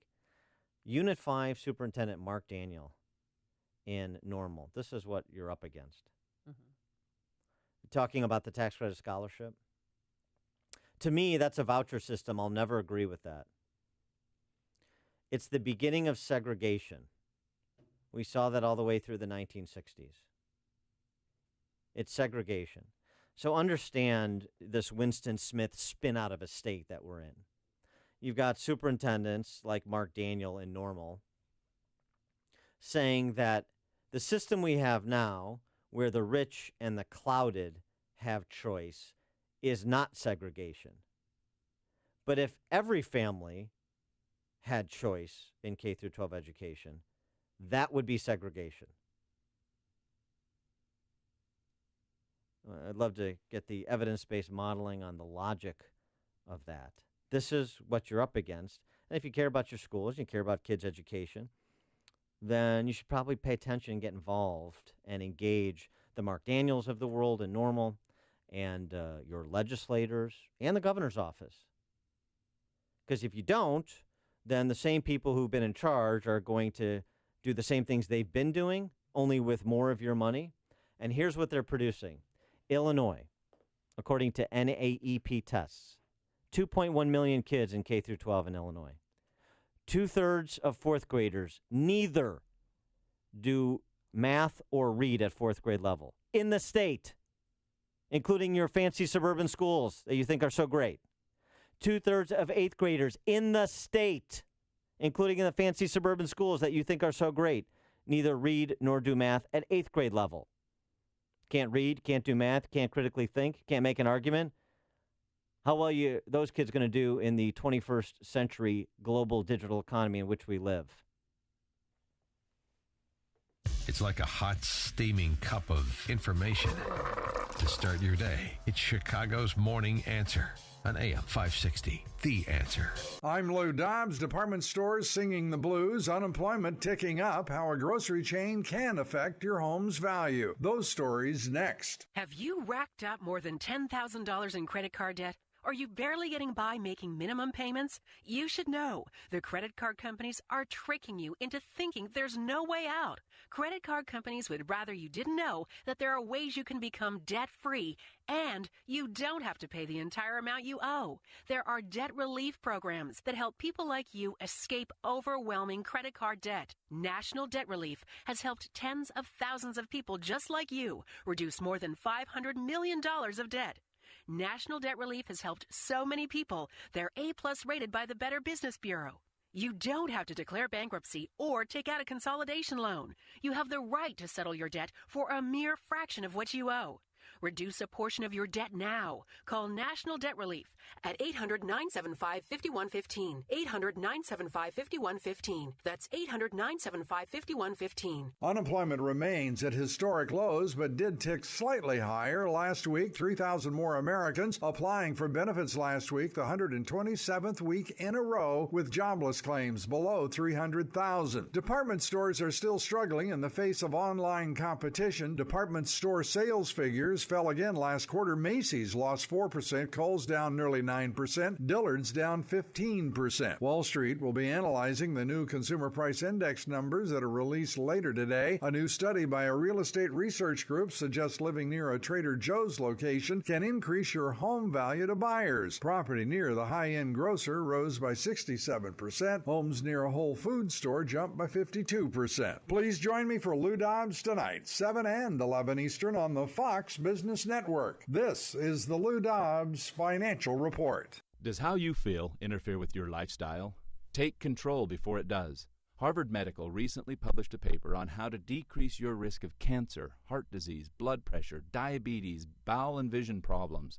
The answer, backed by dozens of studies, is not vitamins. It's eating more fruits and vegetables in their whole, complete form. 4 simple tips that I've used with my patients over the years are: 1. Keep fruits and vegetables where you can see them readily. 2. Get crazy. Explore the produce aisle and choose something new. 3. Make it a meal. Try new recipes that include more vegetables and fruits. And the easiest of all, to get the complete nutrition of 31 different fruits and vegetables every day, take Balance of Nature. What are you waiting for? Don't miss your opportunity to get a free month supply of Balance of Nature. Call 1-800-2468-751 or go to balanceofnature.com. Use promo code Chicago. This is Dan Props with 60 Seconds of Sanity, sponsored by Upstream-Ideas.com. A corollary to Daniel Webster's incantation that the power to tax is the power to destroy is the choice to politicize is the power to pollute. The left presses their quest for control of the culture because conservatives have left so many fronts unguarded, including the arts. The left intends for all facets of human activity, even mere existence, to be forced through their identity politics prism. We get reviews by champagne socialists of Christopher Nolan's Dunkirk criticizing the film's lack of diversity. Where was the Chelsea Manning of 1940? Why Tom Hardy instead of G.I. Jane as the heroic Spitfire pilot? Nolan may have sanitized history. The left seeks to rewrite it. Two forthcoming alternative history TV series are receiving very different pre-production reactions based on the perceived fictional treatment of blacks in each. HBO's Confederate, whose creative team includes one of the writers from Empire, is to be boycotted, while Amazon's Black America, featuring a reparations narrative, is to be celebrated. It's noteworthy that today's cultural totalitarians have abstained from commenting on The Man in the High Castle. Acme Home Insurance. Yes, I'd like to make a claim. What are you wanting to claim, sir? My air conditioner broke down. Sorry, but your home insurance doesn't cover air conditioner breakdowns. So, what do you cover? Home damage from things like earthquakes, volcanoes, a zombie apocalypse. A zombie apocalypse? But that'll never happen. But if it did, you'd be covered, sir. But not my air conditioner? I'm afraid not. But his air conditioner could have been covered with a home warranty from American Home Shield, plus major components of 20 other home systems and appliances, like his electrical system, plumbing, refrigerator, and more. For valuable free information, call 1-800-300-3861. Homeowners insurance can cover what might happen. Zombies are coming! But a home warranty helps cover what will happen. Now the dryer won't work. Be sure with the Shield. American Home Shield. For valuable free information, call 1-800-300-3861. That's 1-800-300-3861. 1-800-300-3861. Message and data rates may apply. What does home security look like in 2017? It's not strangers drilling holes in your walls. It's not big names making empty promises. In 2017, thanks to some out-of-the-box thinking, FrontPoint Home Security is 100% wireless with cellular monitoring and is ready to set up right out of the box. Plus, it's backed up by the best customer service in the industry. Experience the next generation of home security with FrontPoint. For a free quote, text the keyword FAMILY to 642-642. FrontPoint can be controlled right from your smartphone, so you can remotely control your lights, thermostat, and door locks. With text and email alerts, live video streaming, night vision, and professional monitoring 24/7, your home is protected with us. Ready, set, secure. It's that easy. Protect your family right out of the box with FrontPoint. We deliver it, you unbox it. For your free quote, text FAMILY to 642-642 on your smartphone. That's FAMILY to 642-642. Highland Park Ford Lincoln's in the house. Here's Alan Marty. For 30 years, we've been making people happy with incredible deals and service. We're the best Ford Lincoln dealers in town. Because making people happy makes us happy. No doubt. This is one happy place. Heck, we just break into dance all the time. We don't break into dance at the dealership. Sure we do. No, we really don't. We could. Come on, Marty, dance with me. The Highland Park Ford Lincoln Superstore. Call 1-800-984-9000 or go to alanmarty.com. Admit it. Okay, you're a lovely dancer. Thank you. This is Alan Marty. Deal with us. AM 560, The Answer. Coming up on Chicago's Morning Answer. Is North Korea the Cuban Missile Crisis at 7:07? And later, Chelsea Manning. She posed. She struck a pose, that's for sure. But first, into the newsroom we go. Here's Mike Scott. A man admits to killing his wife and son in Glenwood. WIND Chicago News Time, 7 o'clock. Locked and loaded. I'm Dave Anthony, Fox News. That's what President Trump tweeted a short time ago, that military solutions are now fully in place should North Korea act unwisely, adding hopefully Kim Jong-un will find another path. The day after he said this about his fire and fury warning. The people that were questioning that statement, was it too tough? Maybe it wasn't tough enough. And the president's comments didn't stop there. It's not a dare. It's a statement.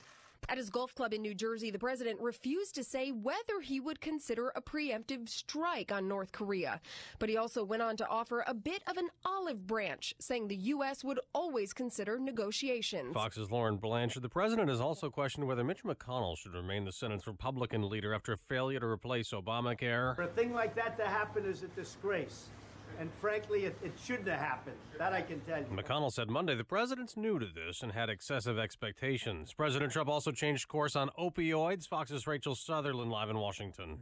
Dave, President Trump says the opioid epidemic is a national emergency. The designation allows the federal government to pour money into combating the problem. Part of the strategy involves stemming the flow of drugs into the country. We're speaking to other countries and we're getting cooperation, but we're being very, very strong on our southern border. Federal money could be directed at expanding treatment options and arming police officers with anti-overdose remedies. More than 30,000 Americans died of opioid overdoses in 2015. Dave. Rachel, a South Carolina man gets 35 years in prison for what happened. Take your hands out your pocket! On New Year's Day 2016. Estill police officer Quincy Smith's body cam showed Malcolm Moore shooting him while responding to a robbery call. Dispatch, Echo 7, I'm hit. The bullets also broke bones in his arm. The video was released by the 14th Circuit Solicitor's Office. Orr was convicted this week of attempted murder and a gun charge. Fox News, fair and balanced. 66 degrees, mostly cloudy skies at 7:02 on AM 560 The Answer. Good morning. I'm Mike Scott. An Oxford University employee charged in a Chicago murder last month, scheduled to appear in a San Francisco courtroom this morning. Andrew Warren is accused of killing Trenton Duranlow, who was found stabbed to death in a near Northside apartment on July 27. Authorities expect Warren will waive his extradition rights like his partner, former Northwestern University professor Wyndham Latham, also charged in that murder case. The Independent Police Review Authority calls a deadly 2012 shooting of a 15-year-old boy by a Chicago police officer, quote, unwarranted, end quote. Dakota Bright was shot by an officer near 67th and Indiana. IPRA releasing a report late last night saying the police officer used, in their mind, unreasonable and an excessive amount of force. The teen's family did receive a nearly $1 million settlement from the city in 2016. Authorities investigating after a man apparently murdered his wife and son in south suburban Glenwood. Police say the officers were called to that home on East 194th Street after the suspect told 911 he killed family members. Democrat candidate for governor J.B. Pritzker naming freshman state lawmaker Juliana Stratton as his running mate. AM 560's David Stewart explains why. Stratton joins Pritzker after a high-profile campaign last year to beat Southside incumbent Democratic legislator Ken Duncan. In a campaign video, she criticized Governor Rauner. We need the governor to be in a position to display leadership and to govern. And that's something that's been sorely lacking in Illinois. Stratton has some history with Rauner. In her race for the General Assembly, Stratton had the support of Rauner's nemesis, House Speaker Michael Madigan, while Duncan was backed by Rauner's allies. They poured more than $1 million into his primary campaign, most of which went unspent.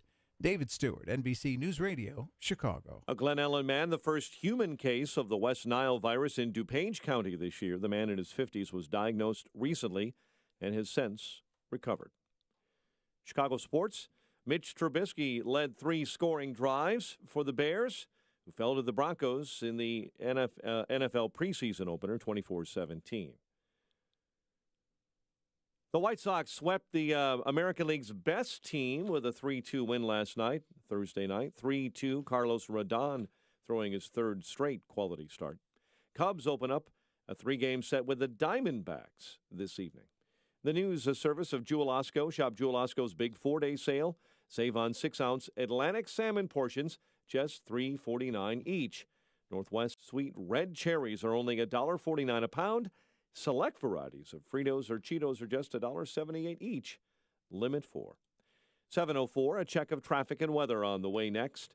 on AM 560. Life should be an adventure, and so should your health. It's another can't-miss Health Quest radio show this Saturday morning. Dr. David Kolbaba. I'm the host of Chicagoland's longest-running health news and science show. As a primary natural healthcare practitioner, I've been helping people just like you reach a higher place of health and longevity, utilizing more natural strategies as I believe our Creator meant it to be. Create your adventure in health. Tune into Health Quest Radio every Saturday morning at 11 on AM 560. The Answer. Why have over 3 million guys switched to Harry's razors? Because at Harry's, we give you less. We make just one razor with 5 German-engineered blades. Ding!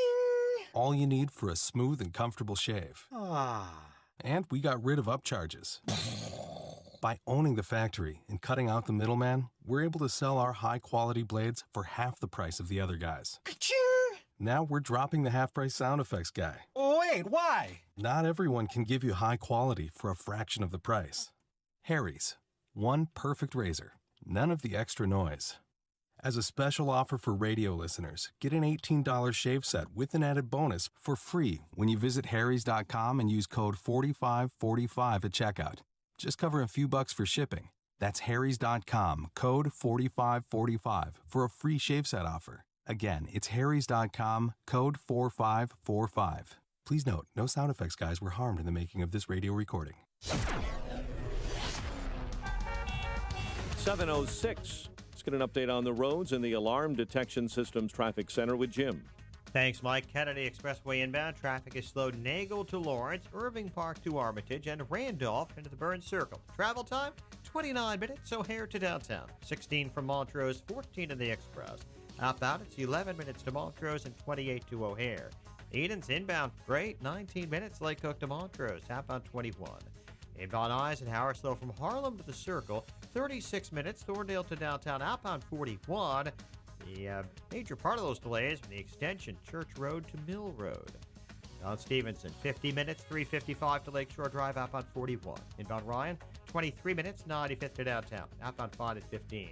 I-57, Bishopford, really light, just a little heavy approaching the merge. Lakeshore Drive is clear. Northbound Tri-State delays from the 83rd Street toll to the Hinsdale Oasis. And in pockets, between the Reagan Tollway and Lawrence.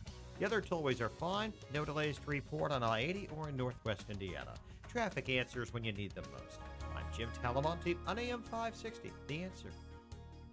At 7:07, it's time to check the climate of your business with aircomfort.com, providing the right climate for business since 1935. Time to check your weather forecast. Here's our meteorologist, Kevin Snyder. Today, sun and clouds, high 78 tonight. Clear to partly cloudy, low 61. Partly sunny tomorrow, high 77. And a mainly clear night tomorrow night with a low of 58. I'm Kevin Snyder on AM 560, The Answer. We have inched up to 67 this morning, officially at O'Hare. Next news at 7:30. Chicago's Morning Answer with Dan and Amy continues next on AM 560, The Answer. This hourly segment is brought to you by Radio Garden Sense, a show bringing your property's gardening needs alive. Radio Garden Sense, Sunday mornings at 11 on AM 560, The Answer. This is Chicago's Morning Answer with Dan Proft and Amy Jacobson on AM 560, The Answer.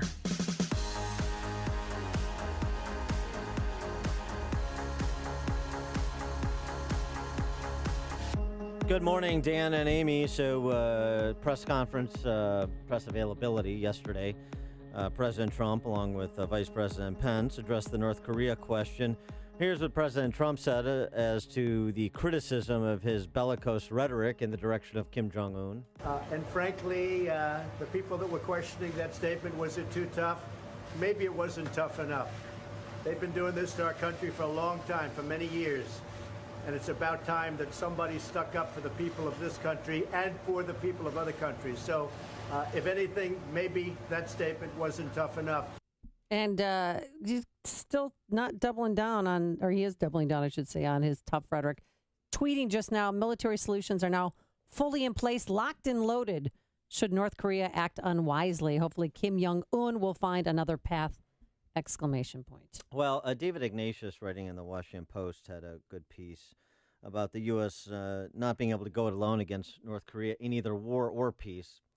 He suggests that despite Trump's rhetoric, the path ahead is really about finesse. Both military and diplomatic paths require close cooperation with regional partners, okay, but he also makes the point that his hope for a diplomatic solution, President Trump's, depends on convincing North Korea and China that he's ready for the fire and fury of nuclear war should negotiations fail.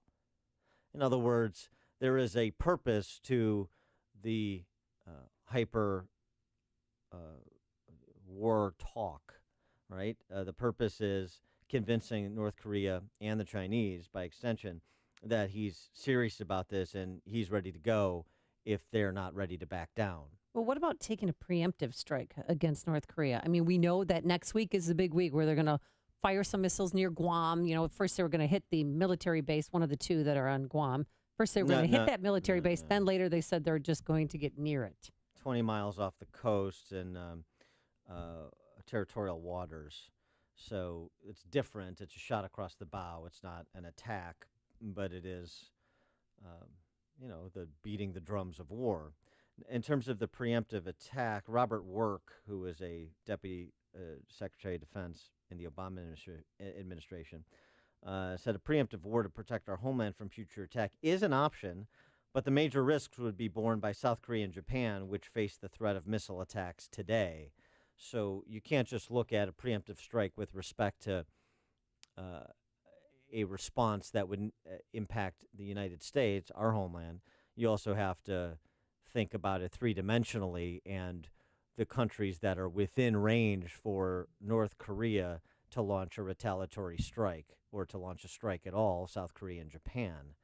So it's a little bit more complicated than just the binary of the United States and North Korea. So do you think this is it? I mean, we've had 4 presidents prior to President Trump who have not gotten Kim Jong-un or his father, to lay down the talk of any nuclear war, nuclear weapons. I mean, are you losing any sleep at all over this? No, I'm not losing sleep over it, but it is a tense situation. It's not the Cuban Missile Crisis, certainly not yet, but it is a concerning situation. Ignatian in his piece reminds us what Kim Jong-un's grandfather said when he was once asked if America defeated North Korean war.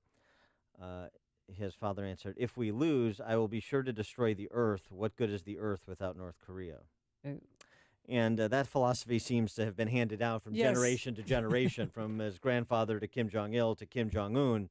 So we definitely have a problem there, but it is still a long way to go to believing that Pyongyang wants to engage a war in which they would assuredly lose. Long way to go. Well, President Trump reminded Kim Jong-un that this is not a dare.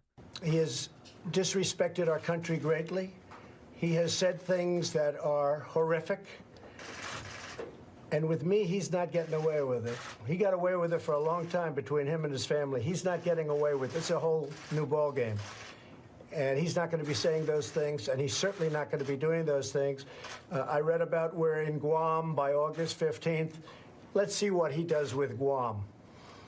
He does something in Guam, it will be an event the likes of which nobody's seen before, what will happen in North Korea.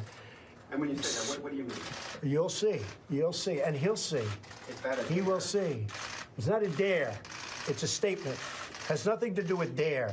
That's a statement. He's not going to go around threatening Guam, and he's not going to threaten the United States, and he's not going to threaten Japan, and he's not going to threaten South Korea. No, that's not a dare, as you say. That is a statement of fact. I like the statement, and here's the thing. The governor of Guam, who's a Republican, said he has full faith in the President of the United States. Also, something else Trump alluded to is correct, that he has inherited this mess from fecklessness and appeasement of the last 4 presidents, going back to Bill Clinton, who it's been suggested we follow the Obama and Clinton, ostensibly, Team Clinton, model of surrender to the Iranians and providing them a glide path to nuclear weapons. Well, that was actually tried by the Clintons. And so how'd that work out? This is instructive. That was tried by Bill Clinton in 1993 with his framework for peace and trying to buy off the North Koreans to stop their nuclear program. And 24 years later, where are we? I'll tell you where we are. This is Jeffrey Lewis, an arms control and nuclear expert who's been following the North Korean nuclear program for decades. He says that the Kim regime has more nuclear weapons than we thought, and that from the very start of their nuclear program, they has decided to build miniaturized bombs to fit on top of long-range missiles. He believes the North Koreans went about building their nuclear program differently than some other nuclear powers.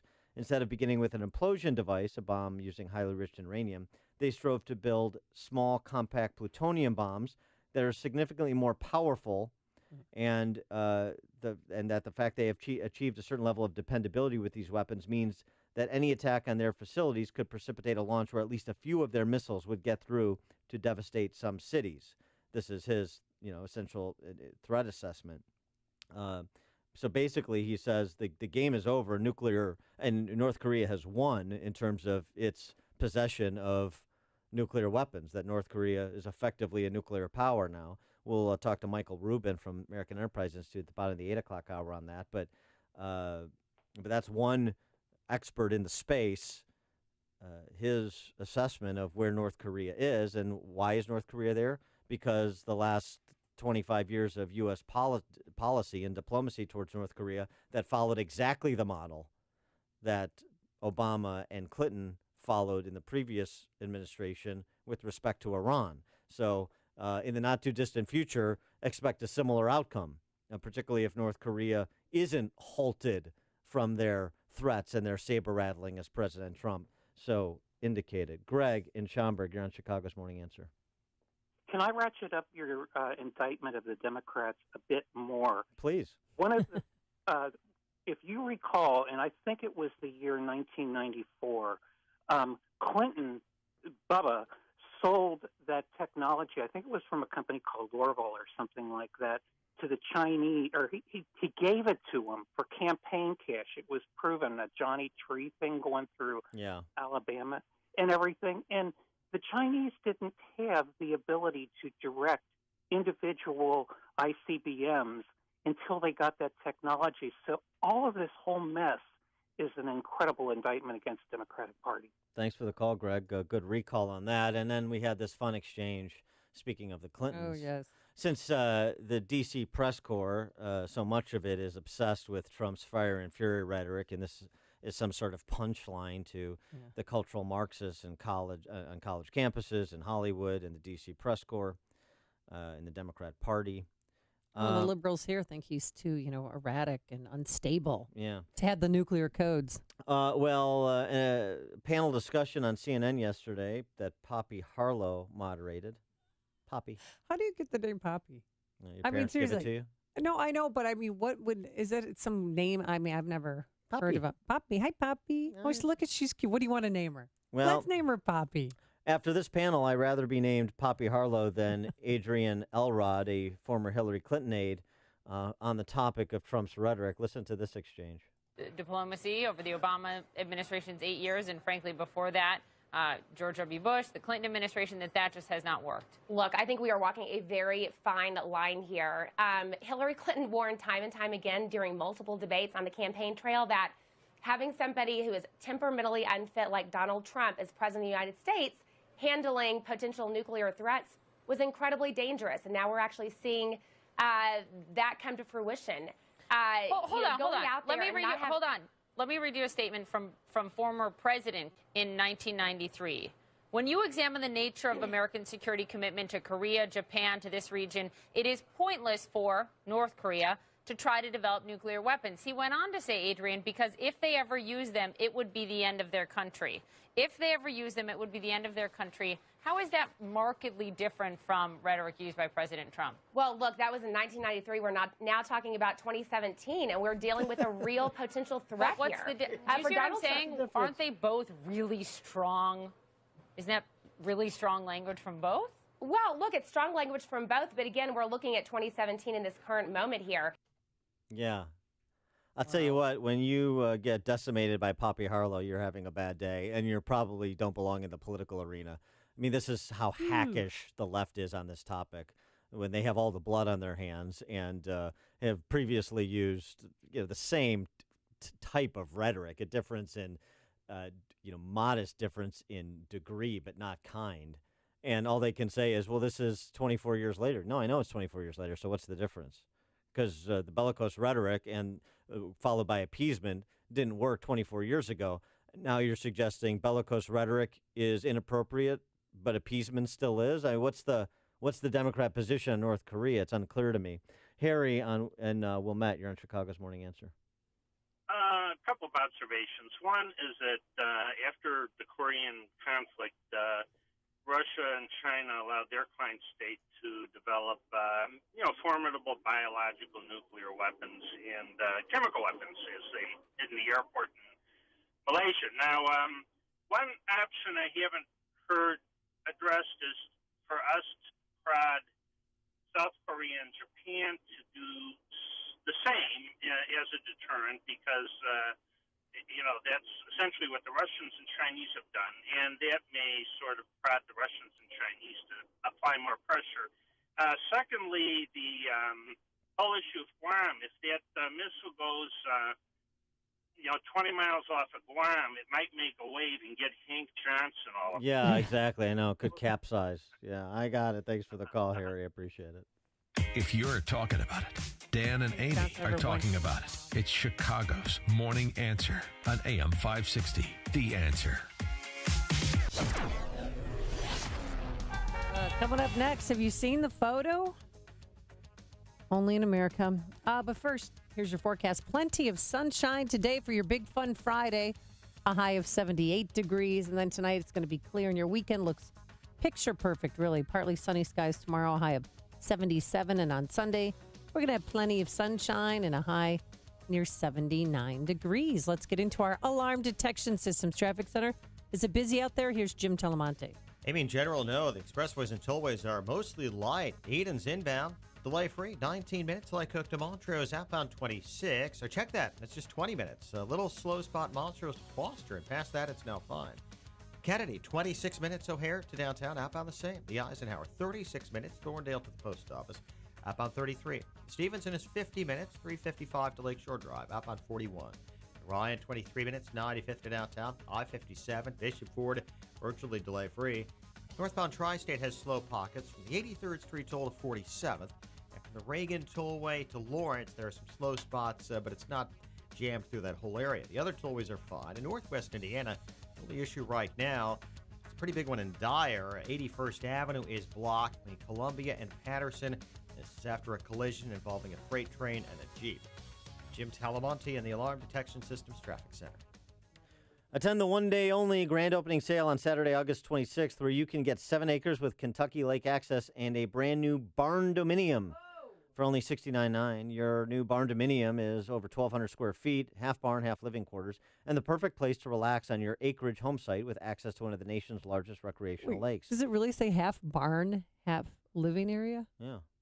Wow. So I can bring my... Yeah, bale the hay while you watch, Ozark on Netflix. Saturday, August 26th only. That's the day. Get 7 acres with lake access and a new barn dominium for only $69,900. For earliest appointment and best selection, call 888-GET-LAND or take a virtual tour at 888-GetLand.com. 888-GetLand.com is the website. Excellent financing with low down payment available, so call 888-GET-LAND or visit 888-GetLand.com. Barn dominium is to be built, dried in weather-tight shell. Lakeview Realty Brokerage. There's a place where you can get custom metal products. If you manage a commercial kitchen, hotel, condo building, or food-grade manufacturing plant, then no matter the type of metal or size of the project, the skillfully trained fabrication team at Vans Industrial has you covered. Hi, I'm Dave Van Camp, president of Vans Industrial. Custom metal fabrication is the backbone of my company. We fabricate stainless steel countertops, wall coverings, hoods, landscape planter boxes, industrial fan housings, and more. Vans Industrial uses all types of alloys like carbon steel, aluminum, brass, and polished stainless steel. And we have a laser cutting machine. Our laser can customize almost any project. Our team can design, fabricate, and install your project today. Call 219-931-4881 today for a free inspection of your facility. Interested in what else they do? Visit vansindustrial.com. That's V-A-N-S, industrial.com. Vans Industrial, customizing for you, the customer. All right, I have to admit it was an eyesore. The chipping and paint peeling on our front and back porch, it looked awful. But thanks to CertaPro painters, the porch looks brand new. The painters who showed up were professional, respectful. They were done in just a few hours. And when they left, the house looked brand new. They really are the best in the business. And it's not too late to book your exterior painting project. There are several spots open on CertaPro's summer schedule. Here's an idea. Let CertaPro painters transform your home while you're on vacation and return to a freshly painted house. They're celebrating their 25th anniversary this year. And so we invite you to experience the CertaPro difference.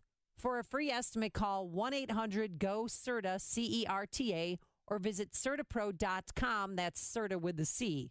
Get that painting project off your to-do list. Each CertaPro painter's business is independently owned and operated. CertaPro painters, we do painting, you do life. When you have sleep apnea, traveling can be a real drag because you have to drag your big, bulky home CPAP device with you everywhere you go.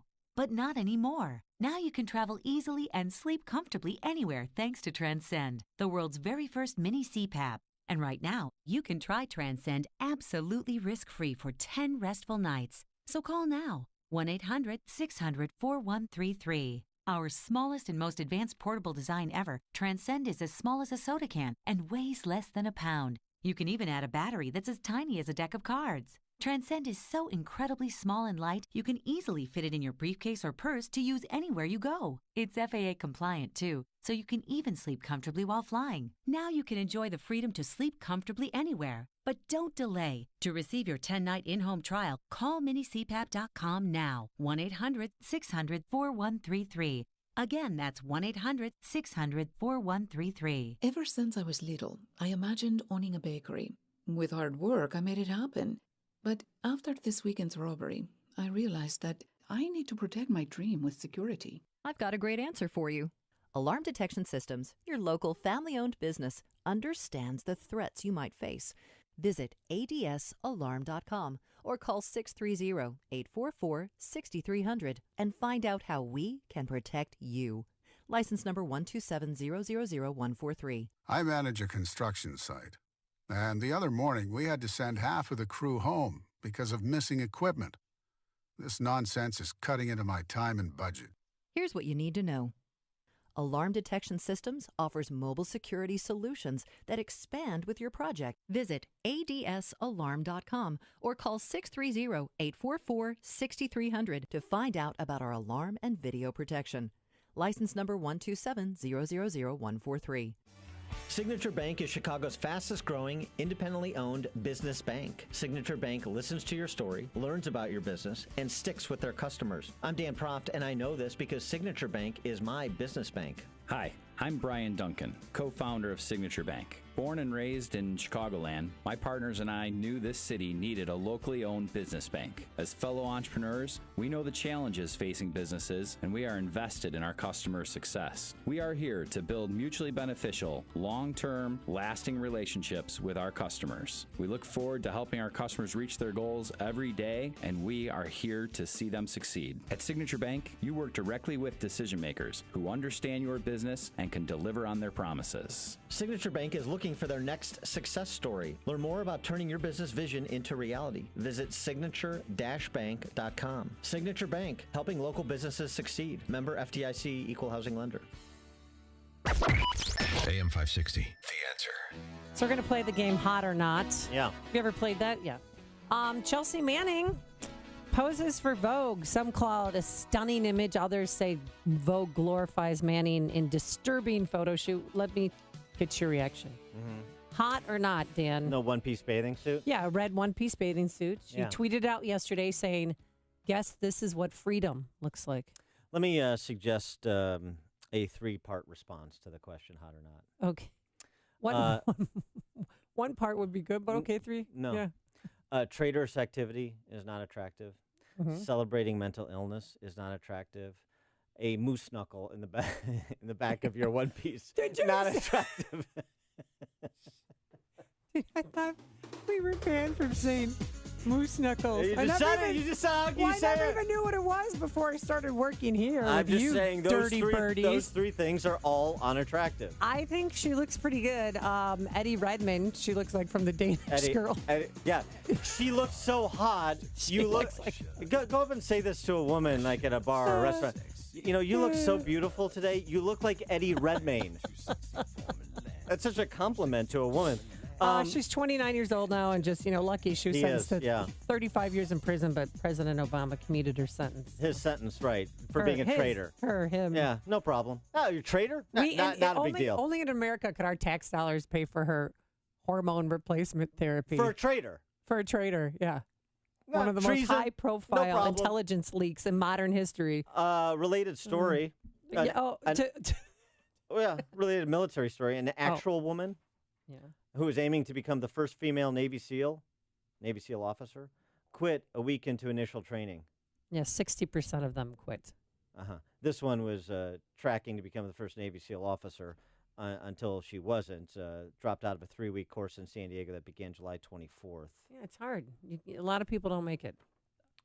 Right. Regardless of gender, a lot of people who tried to be Navy SEALs cannot physically endure the work. Trying to become the first female Navy SEAL. Yeah. Right. She didn't do it. Right. That's fine. I'm okay with that. Yeah. I just want the strongest to be Navy SEALs. Yeah. Carl in Arlington Heights, you're on Chicago's Morning Answer. Good morning. Am I the only one that thinks that Chelsea Manning looks like Eleanor Clift? And who wants to look at a picture of Eleanor Clift? Thank you for the call, Carl. Look, it's one thing for our criticisms that compares to Eddie Redmayne. To compare Chelsea Manning to looking like Eleanor Clift is really, that's unfair to Chelsea Manning. That is mean-spirited. That's where we draw the line. Coming up on Chicago's Morning Answer. It was great that Google sacrificed engineer James Damore to the cultural Marxists, but they learned that you still got to pay the trial lawyers. We'll talk to Michael Barone about Google at 7:37. But first, into the newsroom we go. Here's Mike Scott. 68 degrees. Skies are mostly cloudy, and President Trump says he is sending a message to North Korea. He does something in Guam. It will be an event the likes of which nobody's seen before, what will happen in North Korea. We're also watching developments this morning in the Philippines, where no one is hurt so far following a magnitude 6.2 earthquake that shook the northern island of Luzon and reportedly was felt in Manila. Pennsylvania authorities have said surveillance video of the fraternity house where a Penn State pledge died during a hazing may have been deleted. 19-year-old Tim Piazza died at that frat house in February. A dozen members of that fraternity face charges. An Oxford University employee charged in a Chicago murder last month, scheduled to appear in a San Francisco courtroom this morning. Andrew Warren is one of two accused in the death of Trenton Cornell Duran Lowe. Former Northwestern University professor Wyndham Lathan is also charged in that case.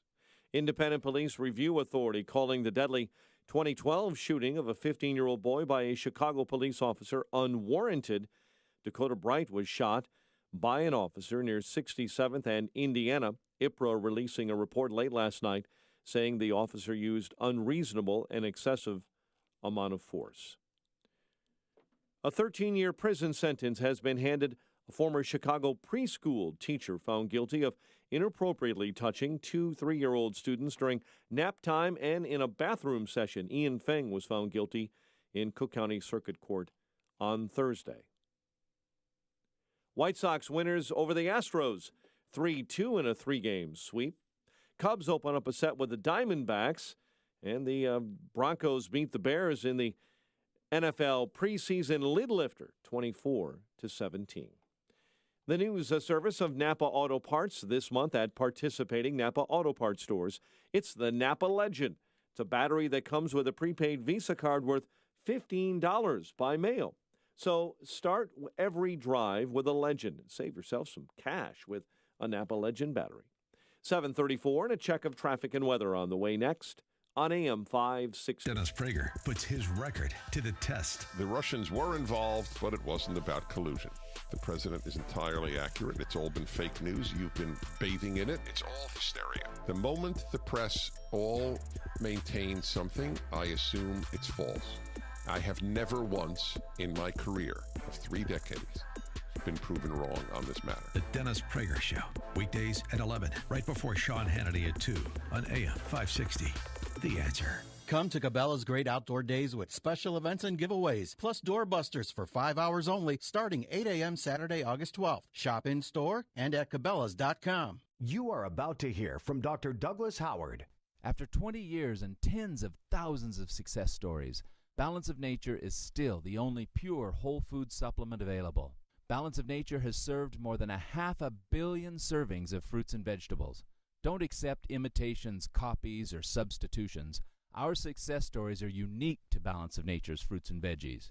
You'll know you have the real thing when you open the bottles and see, smell, and taste real produce. It is worth every penny I pay because they really have made such a difference in my life. It is making me feel a whole lot better. Even my doctor thought it was a good product. Good health is only a phone call away. What are you waiting for? Don't miss your opportunity to get a free month's supply of Balance of Nature. Call 1-800-2468-751. That's 1-800-2468-751. Or go online to balanceofnature.com. Use promo code Chicago.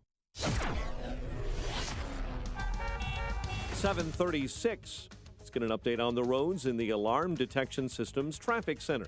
The very latest with Jim Talamonte. Thanks, Mike and Dyer. Indiana 81st Avenue is blocked off in Columbia Avenue and Patterson after a collision involving a vehicle and a freight train. Edens is light, 19 minutes. Lake Cook to Montrose, outbound 21. Kennedy, 28 minutes. O'Hare to downtown, outbound 29. Don Eisenhower. Delays start around 9th Avenue, 42 minutes. Thorndale to the post office, outbound 34. Stevenson, 44 minutes. 355 to Lakeshore Drive, outbound 36. Ryan is 29 minutes, 95th to downtown. Northbound Tri-State. Traffic hits the brakes from the 83rd Street toll to 47th, and in pockets between the Reagan Tollway and Lawrence. Northbound Veterans Memorial, slow Lake to 290. Traffic service of LL Bean. At LL Bean, every school year is a new adventure, and now you can get 20% off book packs, kids' clothing, and more of the stuff every student needs. Visit LL Bean in Chicago today. Traffic answers when you need them most. Jim Talamonte. AM 560, The Answer. Jim, thank you. Chicago's Morning Answer continues next. Your official Chicagoland weather forecast from the AirComfort.com Weather Center. Sun and clouds today, a high of 78. Clear to partly cloudy and 61 overnight, and a beautiful Saturday ahead, a high of 77. Currently 68. Next news coming up at 8, and Chicago's Morning Answer with Dan and Amy continues next on AM 560, The Answer. This hourly segment is brought to you by the Money Hour radio show, Saturday afternoons at 3 on AM 560, The Answer. Brought to you by Pearshell Financial Group. You want more than just the headlines? Find out what's going on and what it means with me, Dennis Prager, this morning at 11, right here on AM 560, The Answer. Good morning, Dan and Amy. How about this story coming to us from Pelosiville? Dozens of female employees accuse Google of gender discrimination. Oh, boy. I mean, I understand that Sergey and Larry want to serve the left. They're men of the left. And Eric Schmidt and Al Gore, who they made a cajillionaire through his time on the board and associated stock options. I know they are men of the left. They want to serve the left, and that's why they were happy to slit James Damore's throat as a tribute to cultural Marxists inside of Google and outside. But they learned the hard way that you still gotta pay off the trial lawyers. 70 female Google employees called a local civil rights attorney, James Feinberg. Oh, I thought you were going to say Gloria Allred. When he publicly queried whether anybody there thought they were getting paid less than their male coworkers. Hey, anybody think they're not making what they should be making? Yeah, I do. All right, call me. We're going to file suit. Come on over. Yeah, of course. That's how they do it. Did he get enough for a class action lawsuit? Civil rights. So wait, attorneys. But legally, he can't reach out to the client, or can he, and say, hey, do you think you're getting paid less? It's advertising. Okay. In my experience, as Mr. Feinberg having 70 people call you when you put up a post about a company is a very loud outpouring of dissatisfaction. So I think it's a telling matter of concern. Well, how could this be? I mean, where's their diversity commissar to tell us that this just can't be the case? Well, Google did fire back, saying that our annual analysis shows no gender pay gap at Google, but that's not enough to be insulated from stick-up jobs from your erstwhile ideological allies, Larry and Sergey. Hate to break it to you. For more on the topic of Google, and by the way, I want to get to Elon Musk, too. What happened when Elon Musk's personal assistant asked for a raise and he couldn't get U.S. taxpayers to subsidize it? Well, we'll get to that. But now we're pleased to be joined by our friend Michael Barone, of course, senior political analyst for the Washington Examiner, who has an interesting piece on the topic. Google's tolerance requires repression. That's used to be an oxymoron. Apparently, it's not anymore. Michael, thanks so much for joining us. Appreciate it. Well, nice to be with you. Well, I was thinking of entitling that piece, George Orwell, Call Your Office. Yeah, well, exactly. If only he could. You got some business here, right? Well, so a lot of people of the left got a lot of op-ed writers weighing in on this and suggesting that the fact that 80% of computer science majors, for example, are men is not evidence of anything genetic. It's not evidence of anything that exhibits differences between men and women and the choices they make and the basis for these choices, despite all the science and all the citations that were included in James Damore's 10-page argument. Yeah. None of that is relevant, and anybody that suggests such a thing is wrong, and therefore Google was right to file James Damore because he is not part of trying to create the safe space inside that corporate culture that Google wants created. Yeah, free speech means you get fired for saying what you believe. That's Google's answer to George Orwell. I mean, it's what Google seems to be trying to defend here is a dogma, which ironically is used by various people, like the employees you mentioned, like government agencies, to sue Google. The sort of quasi-religious dogma that in a fair society, every occupational group would represent the same exact gender balance and ethnic proportions of the largest society. They'd all be, 52% women, 48% men, 12% black, et cetera, et cetera, et cetera. In fact, the fact is that's really not true. And we all know that it's not true for a whole variety of reasons. But the dogma insists that the only reason that you could see a divergence from those numbers is evil, oppression, and discrimination, and the patriarchy working against you. And you see all the arguments spun out. The trial lawyers that you mentioned, they're very good at spinning out these arguments. They've probably got them on autopilot in their computer systems. They can make a lot of money from it. But the fact is that it's really a bogus argument. And one of the things that you find out when you research this is that neuroscientists, hard science psychology people are actually doing hard science. We're all supposed to believe in science, right? The people that are really doing the hard science say, well, in fact, there are differences in the way that men's brains on average and women's brains on average have developed, and you get different distributions and somewhat different behaviors from that. Well, in point of fact, in point of fact, James Damore, the response so far from behavioral psychologists and academics, as well as evolutionary biologists, is that Damore got the science right in his piece. Yeah, he got the science basically right in that speech, and the reference to it, I quoted a Canadian neuroscientist, Deborah So, based in Toronto, who had a piece in the Toronto Globe and Mail and said exactly that as well. If you believe in evolution, and remember, you've got all these members of the press going around asking Republican politicians if they believe in evolution. Well, if you believe in evolution, you can easily see why evolution might have cause men and women to have some evolve differently characteristics in various ways. Why women might tend to be more nurturing and tend to like working with people better, and that men might tend to be more aggressive and like working with things better. I think you're describing Dan and I perfectly. Right, I'm the nurturing No, one who likes to work with people. I'm the nurturing one, and We're the outliers. Yeah, exactly.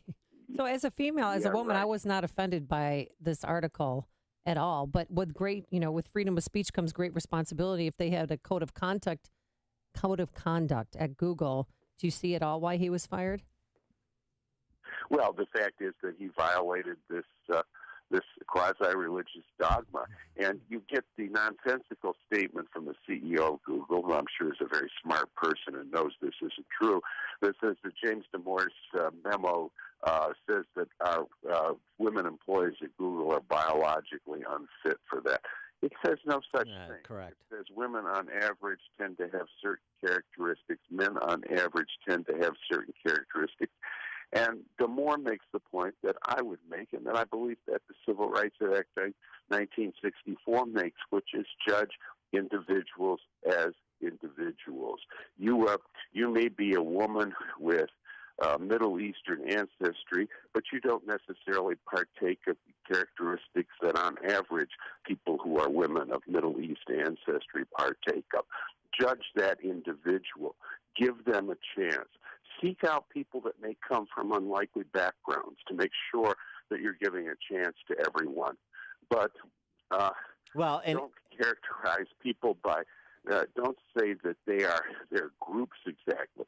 That was intellectual dishonesty. That was lack of intellectual integrity by the CEO of Google, who says, we believe in free speech, but you're fired. Well, and also, it's even worse than that. It's even worse than their hypocrisy in terms of what they say they believe versus how they behave when that belief is tested. It's also the need, as you're describing, to mischaracterize and in some cases make up things that he didn't say that are 180 degrees from what he did say. In point of fact, he said, the engineers, the software developers at Google the females are no different than the males in terms of competence. I'm not saying that. I'm talking about the distribution and the population writ large, and this question about, why it's essentially 80% men and 20% women. There's other things. He even went on to make suggestions that Google and others could employ in the high-tech space that may make it more attractive for females to want to apply for these positions and hold these positions, like testing your capacity for teamwork in the interviewing process rather than making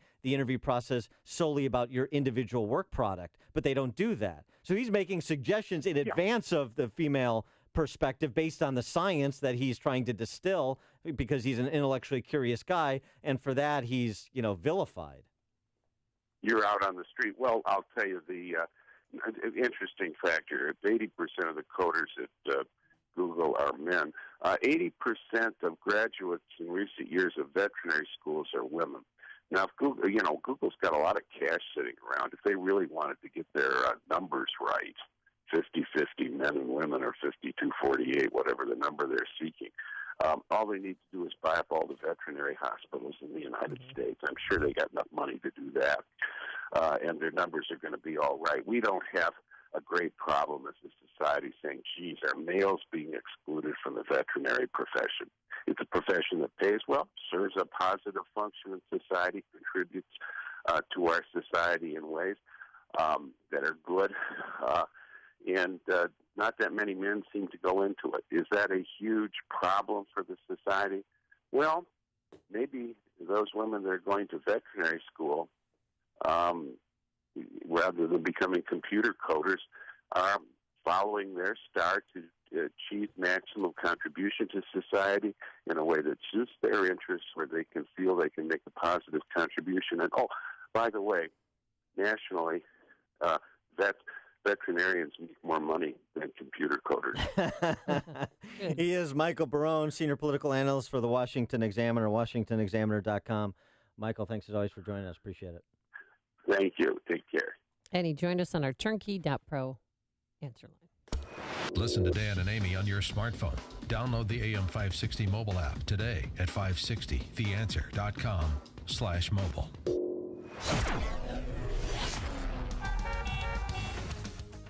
Google's under investigation by the U.S. Department of Labor for not paying women equal So what? share. Well, I'm saying it's a big deal. No, it's not a big deal. They said that there's because the Department of Labor is investigating something. It's a big deal because of these nattering nabobs. Well, they're saying that they have of evidence. Bad economics. They have evidence of systemic compensation disparities Who between has the evidence 70 of it? females. Who has the evidence U.S. of it? Department of Labor. Where?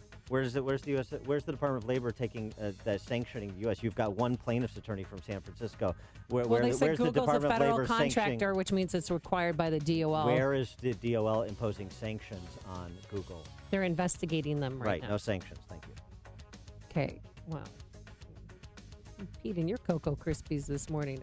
Today, plenty of sunshine, a high of 78 degrees, and then over the weekend it's going to be sunny skies, pleasant, a high of 77 tomorrow, and on Sunday it's going to be cloudy and some sunshine, a little bit warmer, a high near 80. Let's get into our alarm detection systems traffic center. Here's Jim Telemonte. Thanks, Amy. Good morning. Good morning, Dan. It's going to be a heavy traffic weekend around Chicago, and tonight especially. You've got a concert at Wrigley Field, also at Ravinia, events at the United Center today and tonight. A lot of CTA work, a lot of festivals over the weekend. But right now, it's not a bad time to be out and about. Edens, 19 minutes Lake Hook to the junction, outbound 22. Kennedy, 36 minutes O'Hare to downtown, outbound 27. The Eisenhower, 43 minutes Thorndale to the post office, outbound 39. Stevenson, 43 minutes, 355 to the drive, outbound 35. Ryan is 28 minutes, 95th to downtown, I-57, Bishop Ford, they're delay-free. Northbound Tri-State slow from the Stevenson to 31st, and in pockets between the Reagan Tollway and Lawrence. Veterans Memorial slow 63rd to the Reagan Tollway, the Army Trail Road area to 290. Other tollways are good. And main roads in northwest Indiana are clear. I'm Jim Talamonte in the Alarm Detection Systems Traffic Center. All right, get out and have some fun. Visit ChicagoRadioDeals.com for a fun night on the town. Grab your sweet Caroline and make a date to listen to your favorite music. Direct from their Midwest tour is Denny Diamond and the Jewels, featuring the music of none other than Neil Diamond. Normally $76 for lunch and a show for two. It's only $39 at ChicagoRadioDeals.com, or head downtown for some laughs. $22, that's it. We'll get you a pair of tickets to Comedy Sports Chicago. It's a improv comedy that's appropriate for all ages. I know some people who bring their kids here, and the show changes every night, and you, the audience, is in on it for a laugh out loud good time. Or this is your chance to get away and escape to Wisconsin. Find certificates for the Schuster Mansion Bed and Breakfast in Milwaukee or the Door County White Lace Inn in Sturgeon Bay. So check in every week for fun and adventure at ChicagoRadioDeals.com. Message and data rates may apply. Attention, it is illegal to text and drive. So if you're experiencing hair loss and you want a permanent solution, please pull over now, because an incredible offer that could give you your hair back is just one text away. Bosley is the world's most experienced hair restoration expert, always pioneering the latest technology. And now, we're giving everyone who texts GROW to 543-543, an absolutely free information kit that reveals just how easy and affordable this permanent solution really is. Don't wait. When you text GROW to 543-543, we'll also give you a gift card for $250 off. Millions of men and women have come to Bosley for a permanent solution to hair loss. So pull over now and see for yourself how great your hair could look with an absolutely free information kit. Text GROW to 543-543. Plus, get a free gift card. This amazing offer is just one text away. GROW to 543-543. This is Dan Proft with 60 Seconds of Sanity, sponsored by Upstream-Ideas.com. A corollary to Daniel Webster's incantation that the power to tax is the power to destroy is the choice to politicize is the power to pollute. The left presses their quest for control of the culture because conservatives have left so many fronts unguarded, including the arts. The left intends for all facets of human activity, even mere existence, to be forced through their identity politics prism. We get reviews by champagne socialists of Christopher Nolan's Dunkirk criticizing the film's lack of diversity. Where was the Chelsea Manning of 1940? Why Tom Hardy instead of G.I. Jane as the heroic Spitfire pilot? Nolan may have sanitized history. The left seeks to rewrite it. Two forthcoming alternative history TV series are receiving very different pre-production reactions based on the perceived fictional treatment of blacks in each. HBO's Confederate, whose creative team includes one of the writers from Empire, is to be boycotted, while Amazon's Black America, featuring a reparations narrative, is to be celebrated. It's noteworthy that today's cultural totalitarians have abstained from commenting on The Man in the High Castle. Policies issued by American General Life Insurance Company, Houston, Texas. Not available in all states. For details, visit AIGdirect.com. If you're young and healthy, you don't need life insurance, right? Yeah, that's what I used to think too, until my brother died at 38. Joe left his wife with 2 kids, a mortgage, and a stack of bills she couldn't pay. Mary had to sell the house and move everybody into this tiny 2-bedroom apartment just to make ends meet. I never want to do that to my wife, so I got life insurance. I called AIG Direct and was really surprised how affordable it is. Just $14 a month for $250,000 of term life coverage. Listen, if you have a family, you should seriously think about getting life insurance. You'll feel a lot better having it, trust me. Call AIG Direct for a free, no-obligation quote. The call takes less than 5 minutes, and you could save up to 70%. Call now, 1-800-400-4173. That's 1-800-400-4173. 1-800-400-4173. Yes, indeed, summertime. Another hot one. Wait, gonna be a little bit cooler today. Back to hot, gonna be windy. Maybe a thunderstorm mixed in for good measure. Up and down and up and down. The climate is always changing. Your company's heating and cooling system really gets a workout in Chicagoland. Be ready for anything this summer. Call Air Comfort and get your business's cooling system tuned up and running at peak performance. You see, the Air Comfort problem solvers can find small problems before they become big problems. Plus, proper maintenance will keep your system from wasting energy and money. Air Comfort will make sure your equipment is clean and obstacle-free. And if your chiller is about to or has stopped working, they can install temporary solutions to keep you cool while the long-term fixes are put in place. The key to keep your climate from changing is preventative maintenance, and Air Comfort can help. Schedule a comprehensive assessment of your mechanical system today. Call 708-345-1900 or visit aircomfort.com. Air Comfort, providing the right climate for business since 1935. Acme Home Insurance. Yes, I'd like to make a claim. What are you wanting to claim, sir? My air conditioner broke down. Sorry, but your home insurance doesn't cover air conditioner breakdowns. So, what do you cover? Home damage from things like earthquakes, volcanoes, a zombie apocalypse. A zombie apocalypse? But that'll never happen. But if it did, you'd be covered, sir. But not my air conditioner? I'm afraid not. But his air conditioner could have been covered with a home warranty from American Home Shield, plus major components of 20 other home systems and appliances, like his electrical system, plumbing, refrigerator, and more. For valuable free information, call 1-800-300-3861. Homeowners insurance can cover what might happen. Zombies are coming! But a home warranty helps cover what will happen. Now the dryer won't work. Be sure with the Shield. American Home Shield. For valuable free information, call 1-800-300-3861. That's 1-800-300-3861. 1-800-300-3861. AM 560, The Answer. So I mentioned the Elon Musk story recounted in a 2015 biography. Elon Musk's longtime assistant of 12 years, Mary Beth Brown, went to him, asked for a raise. He told her to take 2 weeks off so he could assume her responsibilities to see whether she was critical to his success. Oh, my God. When she returned, When she returned, she was told her work wasn't needed. Musk felt her contributions weren't enough to justify the raise she had asked for. So she gone. I mean, that is just cruel. Especially she was loyal to him for 12 years. Musk is the celebrated man of the left who we subsidize. The middle-income people subsidizing $90,000 luxury cars for the rich. That's Elon Musk's genius, and so he's celebrated because he's a big greenie, big subsidy whore, solar panels and Teslas and all the rest. And he couldn't pass on the money to the little guy. But so there's the hypocrisy thing. But again, unlike the left. Try not to engage in it. Try to abide standards and apply them equally, even for people I find loathsome, like Musk. He looked and said, she's not adding value commensurate with the salary she wants, so I'm not doing that. That's the real world. If you're not adding value, then you're going to have somebody make a decision that you're not worth what you think you're worth because, as the employer, I don't see the commensurate value. So that's the real world. And it applies on the left, too. And it's interesting when the left applies it to the left and how some people get a pass and other people are the bête noirs of Western civilization. So that's why I thought the Elon Musk anecdote was worth sharing. Coming up on Chicago's Morning Answer, James Franco talks abortion. And later, the most sought-after cat west of the Mississippi. But first, let's go into the newsroom. Here's Mike Scott. 68 degrees. Here are the stories we're following this morning. A man admits to killing his wife and son in Glenwood. J.B. Pritzker names Stratton as his running mate.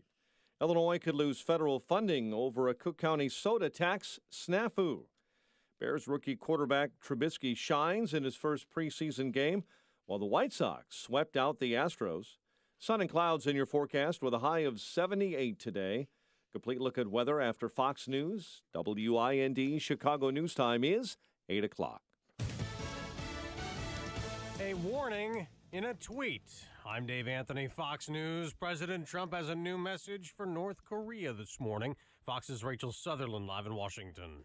Dave, the U.S. military is locked and loaded. That from President Trump and another message directed at North Korea's Kim Jong-un. Yesterday, the president warned North Korea better get their act together or they're going to be in trouble like few nations ever have been in trouble in this world. China says if North Korea launches an attack, it's on its own, but warned if Washington tries to overthrow the regime, it will defend North Korea.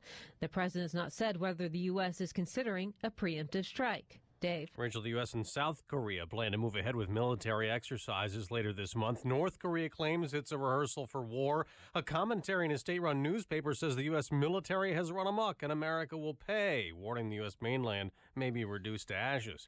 The U.S. keeps going on after terrorists in Somalia with 2 more drone strikes targeting al-Qaeda-linked al-Shabaab militants. Somalia's president tells the AP a senior terror leader was killed. A Republican congressman is upset with Google. Dina Rohrabacher tweeting, it's mistreating conservatives. This after Google canceled a town hall with employees. Google CEO Sundar Pichai said they canceled the town hall because some of the questions that were going to be asked at the town hall, as well as employee names, ended up on some other people's websites. It all started when Google engineer James Damore wrote a memo about how men are better suited for tech jobs than women, but PC culture silences people like him. He was fired. Pichai said he violated the company's conduct policy with that memo. Pichai says they'll hold some forums for employees instead, but he didn't specify dates. Jessica Rosenthal, Fox News. News just out on the economy shows very little inflation last month. Consumer prices rose just 0.1%. There was no inflation on the wholesale side. Those prices declined a bit. Fox News, fair and balanced. Partly sunny skies, 68 degrees. At 8:02 on AM 560, The Answer. Good morning.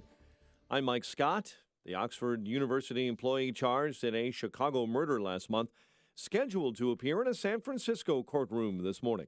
Andrew Warren is accused in the death of Trenton Duranlow, who was found stabbed to death in a near North Side apartment on July 27. Authorities expect Warren to waive his extradition rights and agree to return to Chicago along with former Northwestern University Wyndham Latham, who's also charged in that case. A new wrinkle in the Cook County sweetened beverage tax could cost the state $87 million in federal food stamp money.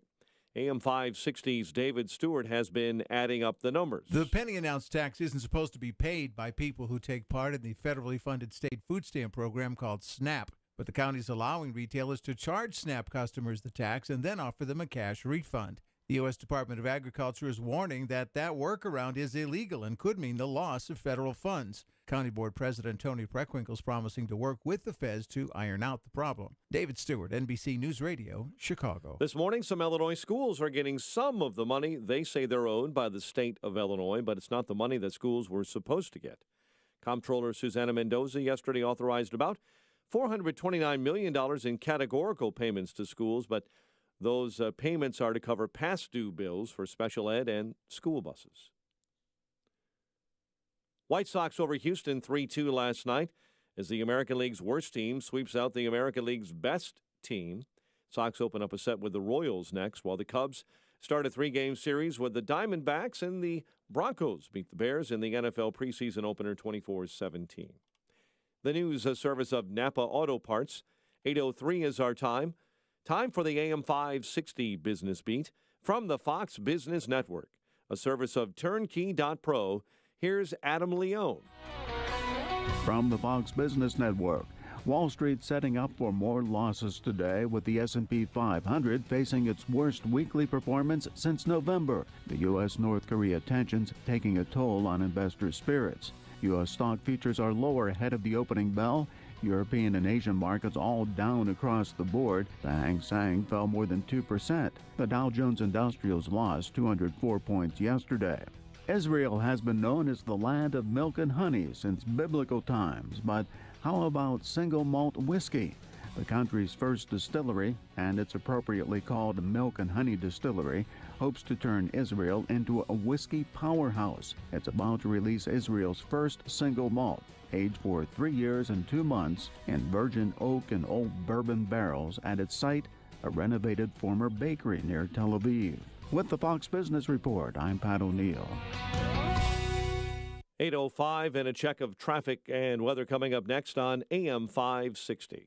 Schrank Smoke & Gun is excited to announce their zero tax deal for all store-owned firearms, ammo, and accessories in August. The price you see is the price you pay. Plus, AM 560 listeners get a free box of range ammo with all firearm purchases. You already know Schrank's has Lake County's largest selection of new, used, and consignment pistols, rifles, shotguns, ammo, and full gunsmith services. And that in Schrank's humidors you'll find a great selection of your favorite cigars. But this August offer is huge. Zero tax on all firearms, ammos, accessories, and a free box of range ammo when you purchase a firearm. Find out for yourself why Schrank's is the firearm store generations of customers trust. Visit gun.org or call 877-662-4034. Like Schrank's on Facebook and keep up with Schrank's valuable series of employee product and service recommendations. Schrank's Smoke & Gun in Waukegan, your family-owned gun store since 1964. Why have over 3 million guys switched to Harry's razors? Because at Harry's, we give you less.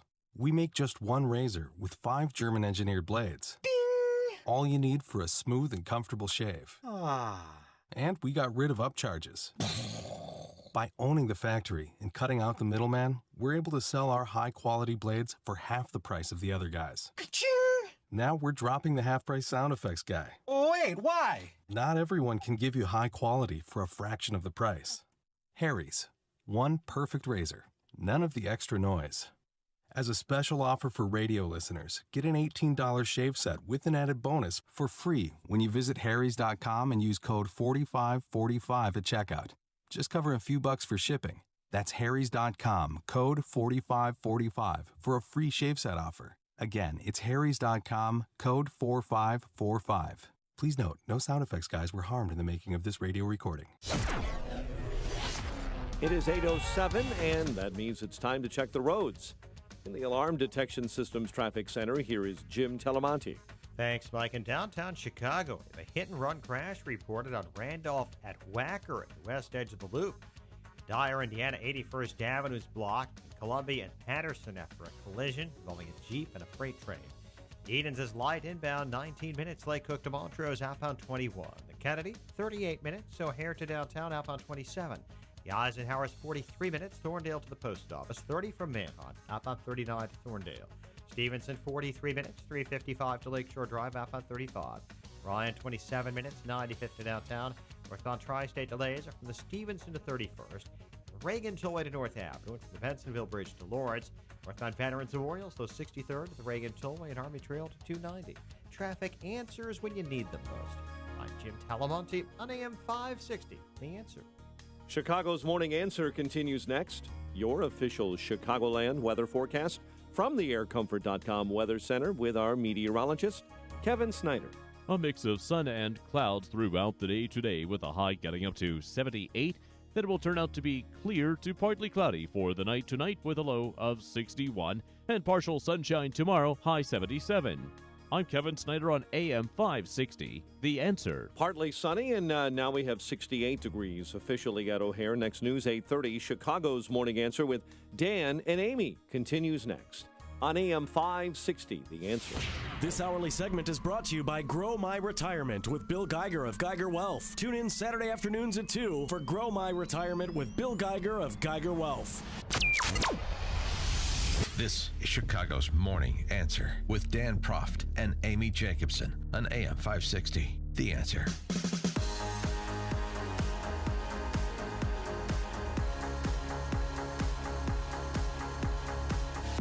Good morning, Dan and Amy. So, James Franco, Freaks and Geeks, 127 hours. That was a great movie. That was good. That made me want to go hiking alone. With a dull knife. Eat your arm off. I'm trying to think other good James Franco work. He was in Why Him? That is a really funny movie if you haven't seen it. No, I haven't seen it. You will laugh. That is a great movie. I doubt it. The I interview. think it's a great movie. Speaking of North Korea in the news, the interview with yeah. Seth Rogen, that was terrible. That was a bad movie. Yeah. That was unwatchable. But Why trying to Him think. is watchable. But Franco fancies himself a bit of a Renaissance man. He's taken postgraduate courses and he's kind of milling around Ivy League schools and so forth. He has this little video series he calls Philosophy Time, with James Franco and some sidekick, some sidekick of his named Elliot Michelson. So their most recent installment, and it's very interesting because it's not much of an interview. He just lets the professor talk for 5 minutes, and he says, "Thank you for joining me." Is with Elizabeth Harmon, Liz Harmon. She is a philosophy professor at Princeton. Now, Princeton is the same hallowed institution that houses one Peter Singer. Remember Peter Singer, the bioethicist who believes in infanticide? Oh, yeah. As well as the killing of the disabled on strictly utilitarian grounds. Peter Singer argues that newborn babies have no sense of their own existence over time. So killing a newborn baby is never equivalent to killing a person, that is, a being who wants to go on living. It doesn't mean it's not almost always a terrible thing to do. Almost always. It is, but that is because most infants are loved and cherished by their parents. To kill an infant is usually to do a great wrong to its parents. Sometimes, though, perhaps the baby has a serious disability. Parents think it better that the newborn infant should die, and so they pursue that. My view is that it's better that a baby should die. I believe it should be possible to carry out that decision, not only by withholding or withdrawing life support, but also by taking active steps to end the baby's life swiftly. So you can put down children, like newborn children, in Peter Singer's world of ethics and bioethics. So that's just a little predicate to Liz Harmon, because you're going to enjoy her if you enjoy Peter Singer. The question was abortion. Go. In some of my work, I defend a liberal position about early abortion. So I defend the view that there's nothing morally bad about early abortion. So a lot of people think, well, it's permissible to have an abortion, but something bad happens when the fetus dies. And I think if a fetus hasn't ever been conscious, it hasn't ever had any experiences, and we abort it at that stage, that actually nothing morally bad happens. And this view might seem unattractive because it might seem that it dictates a cold attitude towards all early fetuses. But what I think is that actually among early fetuses, there are two very different kinds of beings. So, James, when you were an early fetus, and Elliot, when you were an early fetus, all of us, I think that we already did have moral status then. But we had moral status in virtue of our futures, in virtue of the fact that we were the beginning stages of persons. But some early fetuses will die early in pregnancy, either due to abortion or miscarriage. And in my view, that's a very different kind of entity. That's something that doesn't have a future as a person, and it doesn't have moral status. Why would we think that what's actually going to happen to a fetus in the future is going to make this big difference between having some moral status and not? I mean, it seems like... And can't you only judge that in hindsight? Right, so there's a real question of how could we know? Can't you only judge that in hindsight? I mean, at least Franco's following along, because that's exactly right. That's the important question to ask. How, if a moral being is only a moral being if the parent, the woman, the parents, plan on taking it to term and allowing it to live. So if they don't, then you have no moral status. But you only know that in retrospect, right? Right. You don't know when it's going on. Right. So wouldn't you be able to apply that writ large I am going to kill my neighbor. Sounds lovely. I kill Before or afternoon? Well, I kill my neighbor. Therefore, my neighbor had no future, so he was not a moral being. So I'm not morally responsible for murdering my neighbor because if you look at it after the fact, he didn't have a future because I so decided. Isn't that perfectly analogous to the logic being advanced by the esteemed Princeton philosophy professor Liz Harman? And then, what about the quandary? Well, wait a second. Then if you do want it to live and you choose, and ultimately the child doesn't, is that a situation where essentially abortion should be proscribed based on your disposition towards having the child? So she continues. So what you're saying is if the fetus is never destined to become a person, it doesn't have moral status. If a woman decides to have an abortion with an early fetus, just that act or that intention negates the moral status of that early fetus? Just because if she goes out and has an abortion, she's pretty certain that it's not going to become a person. Right. So it might look like, on my view, abortion is permissible because you had the abortion, but that abortion wouldn't have been permissible if you didn't have the abortion. Well, that's not quite That's not quite the view for, I think, two different reasons. So one reason is that you have moral status, and in my view, back when you were an early fetus, you had moral status. But it's not that aborting you would have been wrong, because if your mother had chosen to abort her pregnancy, then it wouldn't have been the case that you would have had moral status, because you would have died as an early fetus. So she would have been aborting something that didn't have moral status. So it's not, so my view isn't that if you do abort, abortion is okay, but if you don't abort, abortion would have been wrong. But what it turns out is that it's a contingent matter that you have moral status. You actually have moral status, but you might not have counted morally at all. If you had been aborted, you would have existed, but you just would have had this really very short existence in which you wouldn't have mattered morally. So abortion is always okay, of course, and so she has to torture the logic of this position a little bit more.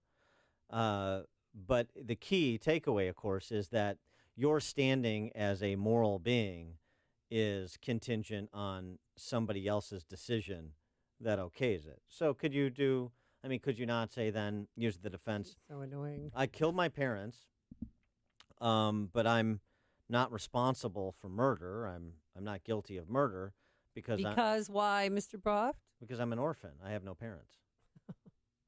Oh. They weren't moral beings as we look back on it now. But they were moral beings. Well, but this is her her philosophy. I'm just explaining it to you. So this is like this strictly utilitarian philosophy. That's sort of an extension of what Peter Singer argues, also from Princeton. I mean, these two are professors at Princeton University. You want to tell me again about the value of your Ivy League degree, or your Princeton degree specifically? Just understand that another person's standing as a moral being is contingent on the parent, in this case, saying so. So, again, if you think, as our founding documents enshrine, that our rights come from our Creator, then you're not going to get very far in Liz Harman's philosophy class at Princeton. Will and Skokie are on Chicago's Morning Answer. Good morning. The point that she's making here, as you just said, is she's taking the God's eye view of it. Yes, that's right. She is looking at it like, oh, gee, I'm God. I exist in all times and all places. I can look back and see what actually happens or what's going to happen. So therefore, isn't this exactly what we were talking, or what's been talking about is man replacing God, man putting himself in the place of God and making decisions based upon that, and that's really dangerous. I mean, her whole argument is like all of the fingernails on all of the blackboards in all of history being scraped at once for me, as far as a logic point of view. Thanks for the. I just can't understand how she exists. Yeah, right. How she exists. Yeah, so she exists as a moral being. Thanks for the call, Will. Mark in Des Plaines. Something about her is so annoying. Yes.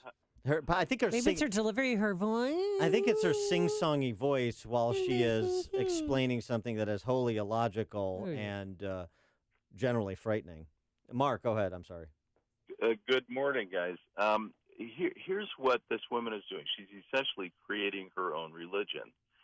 Now, the question each of us has to ask and has to determine for ourselves is, what are the true principles? What is the true philosophy? In fact, what is the true religion? And that's where this kind of leads. No true religion would teach that, a human being, a fetus, isn't a human being. I mean, a fetus is a human being. And anyway. Amen. Thanks for the call, Mark. We'll give James Franco the last word on this. I mean, the deep philosopher that he is. That was great. I think we could talk about this forever, but really, really good. Thank you. Thank you for And your. does a trumpet follow him Thank you everywhere for he that, goes? that critical analysis, James Franco. The stories you need to know to start your day. This is Chicago's Morning Answer on AM 560. The Answer. He's smarter than most in Hollywood, though. I mean, it's a scary notion. Forecast for today. Look at that beautiful sunshine, huh? Get out and enjoy. It's going to be 78 degrees for a high tonight. Clear.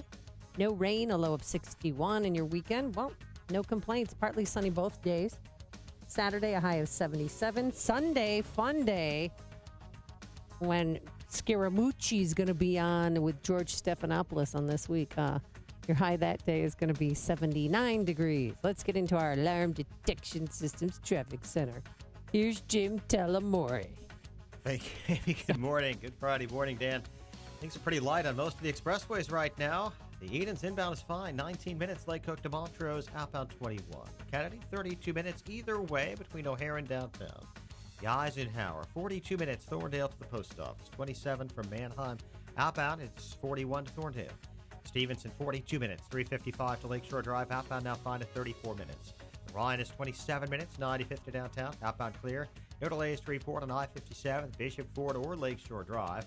Northbound Tri-State, stop and go Plainfield Road to the Hinsdale Oasis. From the Reagan Tollway to North Avenue, a little slow from the Bensonville Bridge to Lawrence. Northbound Veterans Memorial, slow Army Trail to 290. The other tollways are good. No delays to report on the major highways in northwest Indiana. Jim Talamonte and the Alarm Detection Systems Traffic Center. Hey, how would you like to have insurance for your computer network? Something to protect your hardware and software and just give you peace of mind. Well, using Turnkey IT for installation and support of your systems is like having insurance for your computer network. There's one affordable monthly payment that your company can purchase, and you'll get a full team of certified technicians. They're there for you, working in the background to ensure your systems are up and running. They'll help you over the phone and make house calls 365 days a year, even on the weekends, yes. And Turnkey IT doesn't wait until there's an emergency call because they work hard to take preventative measures, keeping networks secure, backed up, and running nonstop. So here's what the Turnkey experience can bring you. Office 365 hosting, advanced network protection, cloud backup, disaster recovery, and unlimited remote and on-site support. So find out what Turnkey IT can do for your company today. It's easy. Visit turnkey.pro. That's turnkey.pro. Balance of Nature's fruits and veggies. Oh, I had my joints all ached. My sciatic nerve was really bad. Like 10 hours, my eyes were so tired and heavy and almost burning. And then when I woke up in the morning, there was this nagging pain. I mean, it hurt to open them. And just in a week, I don't have the nagging pain anymore. My joints stopped hurting, and I'm in wood season. I'm lugging wood right now, and I'm not hurting. So that's, amazing for me. I'm usually really suffering. It's pretty effective. And so now, like I said, my husband and I are both taking it, and he even said his joints aren't aching as much, and he's feeling better. Good health is only a phone call away. What are you waiting for? Don't miss your opportunity to get a free month's supply of Balance of Nature. Call 1-800-2468-751. That's 1-800-2468-751. Or go online to balanceofnature.com. Use promo code CHICAGO. Dan Proft here with an important message for Chicagoland business owners. If you own or rent your building, chances are that you're paying more than your fair share of property taxes. Ask yourself this question. If you could lower your property taxes with the help of licensed professionals who have an 80% average success rate, yes, you heard that right, an 80% success rate, lowering business owners' property taxes, would you do that? Corporate Valuation Advisors has reduced their clients' property taxes on average by 20% over their 25-year service history throughout the greater Chicagoland area. Here's a Corporate Valuation Advisor's recent property tax savings success story from a local Chicago business owner. Their first year of property tax savings equaled $26,265. The total 4-year property tax savings equaled $104,679. Call Corporate Valuation Advisors. They can help. 630-923-5371. That's 630-923-5371. You can also find them at yourfairtax.com or visit 560theanswer.com and look for the Corporate Valuation Advisors banner. Let's face it, most people don't look forward to taking their car in for repairs, but regular maintenance is crucial to preserving the investment you've made in your car. At Midwest Performance Cars, we take the pain out of maintaining your European vehicle by performing a thorough 40-point digital inspection complete with pictures. We will send your car's report and our written estimate out to you by email, text message, or phone, so you can be confident in our recommendations and can see for yourself what your car needs. We repair, road test, and wash your vehicle in preparation for pickup, then take the time to explain exactly what work was performed. We'll even remind you when your next service is due. Leave the responsibility for your vehicle maintenance up to us. At Midwest Performance Cars, we're looking out for the health of your Porsche, BMW, Mercedes, Audi, or other European nameplate. In Chicago at 1385 West Lake Street, book your appointment online at MidwestPerformanceCars.com or call us at 312-432-9492. And coming this summer, we will be opening our second MPC location in Northbrook, Illinois. Hey guys, Ken here from the hit podcast Today's Growth. We all know increasing revenue's tough, but did you know that 100% of main sources of income fail? The odds are 100% that your current main source of income will someday no longer exist. 439 of 1955's original Fortune 500 are no longer around, yet their industries and even their product lines still thrive. What happened to these companies? Simple. They didn't believe that 100% of main sources of income fail. They never added a second revenue model. For years, my friends at Income Store have helped both households and businesses build second, third, and even fourth revenue streams. When it comes to helping people create their next revenue model, both Forbes and Inc. recommend Income Store as a can't miss. Could your household or business use an additional revenue model that doesn't solely depend on you? If so, you need to check out IncomeStore.com. That's IncomeStore.com. Go to IncomeStore.com today. That's IncomeStore.com. AM 560, The Answer. Good morning, Dan and Amy. You think Chicago has a feudal system where the political bosses tell you what you can and can't build, where you can and can't build it, what you can do with your property?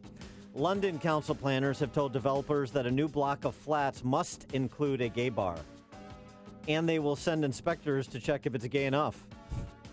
How are the gay police? Yeah. Hi, we're here.